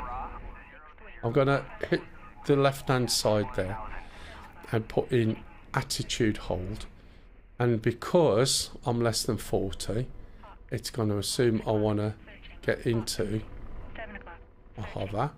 And the other thing I'm doing is I'm going to put that in hold as well.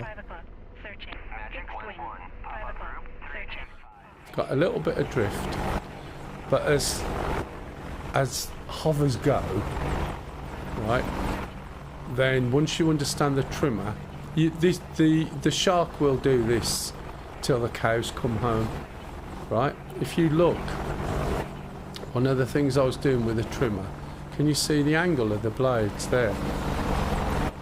That's countering the wind and holding me in a nice position. The wind at the moment is about 1, but if you look outside, I'm barely moving. And I used the trimmer, and I held the trimmer to get my movement as low as possible, so that when I engage the attitude hold, right, it basically made getting into a hover really, really easy. It's moving very slightly, but as things go, that's not too bad. What do you reckon, DMC? So you use the trimmer to help get it stable, right? You get it as low as you possibly can, engage your attitude hold. You've let go of the trimmer by then, which has set it, and then pop that one on. And this thing, as long as it doesn't move outside of its parameters of 4% or 6%, you'll find that you can get it to stop. When you're flying it, right, you can get it to slow down a lot quicker, in the same techniques as I used with the Huey.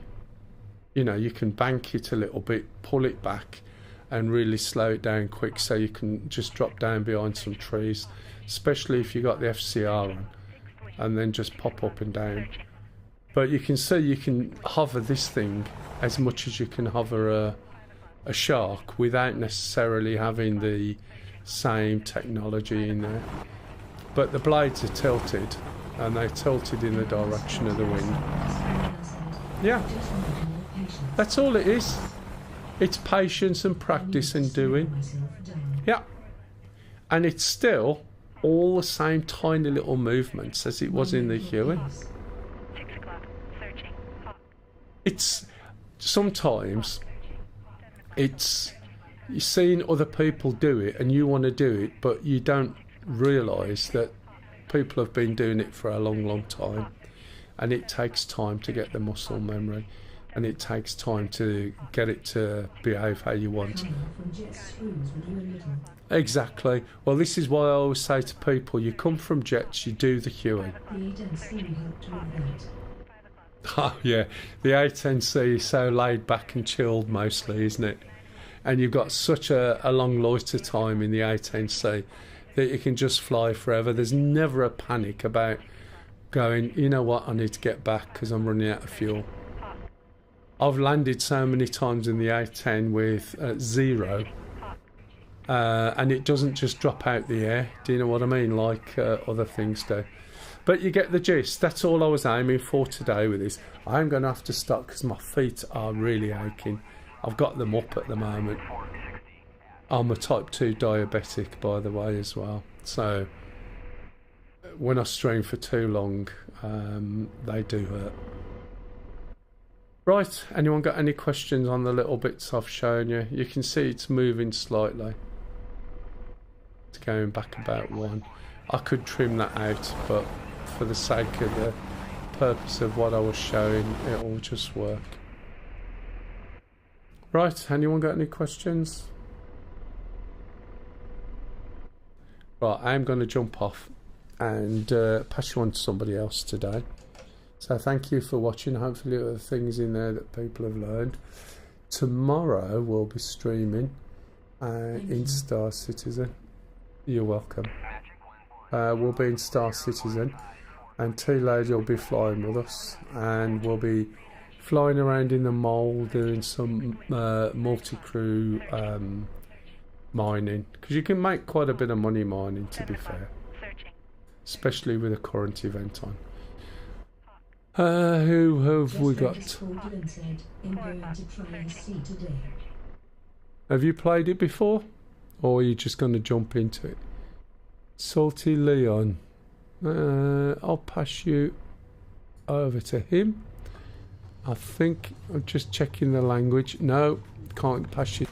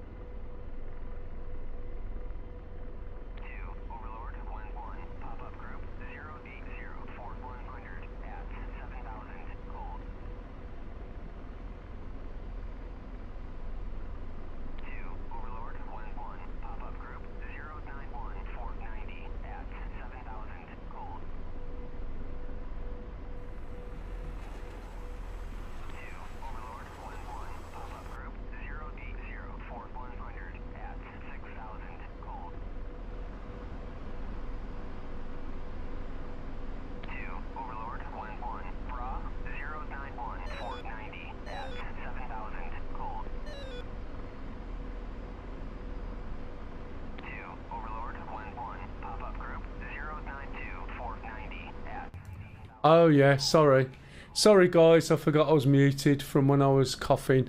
I'm going to have to go because my feet are swollen, so I do apologise. I'll pass you on. Please give the guy some support.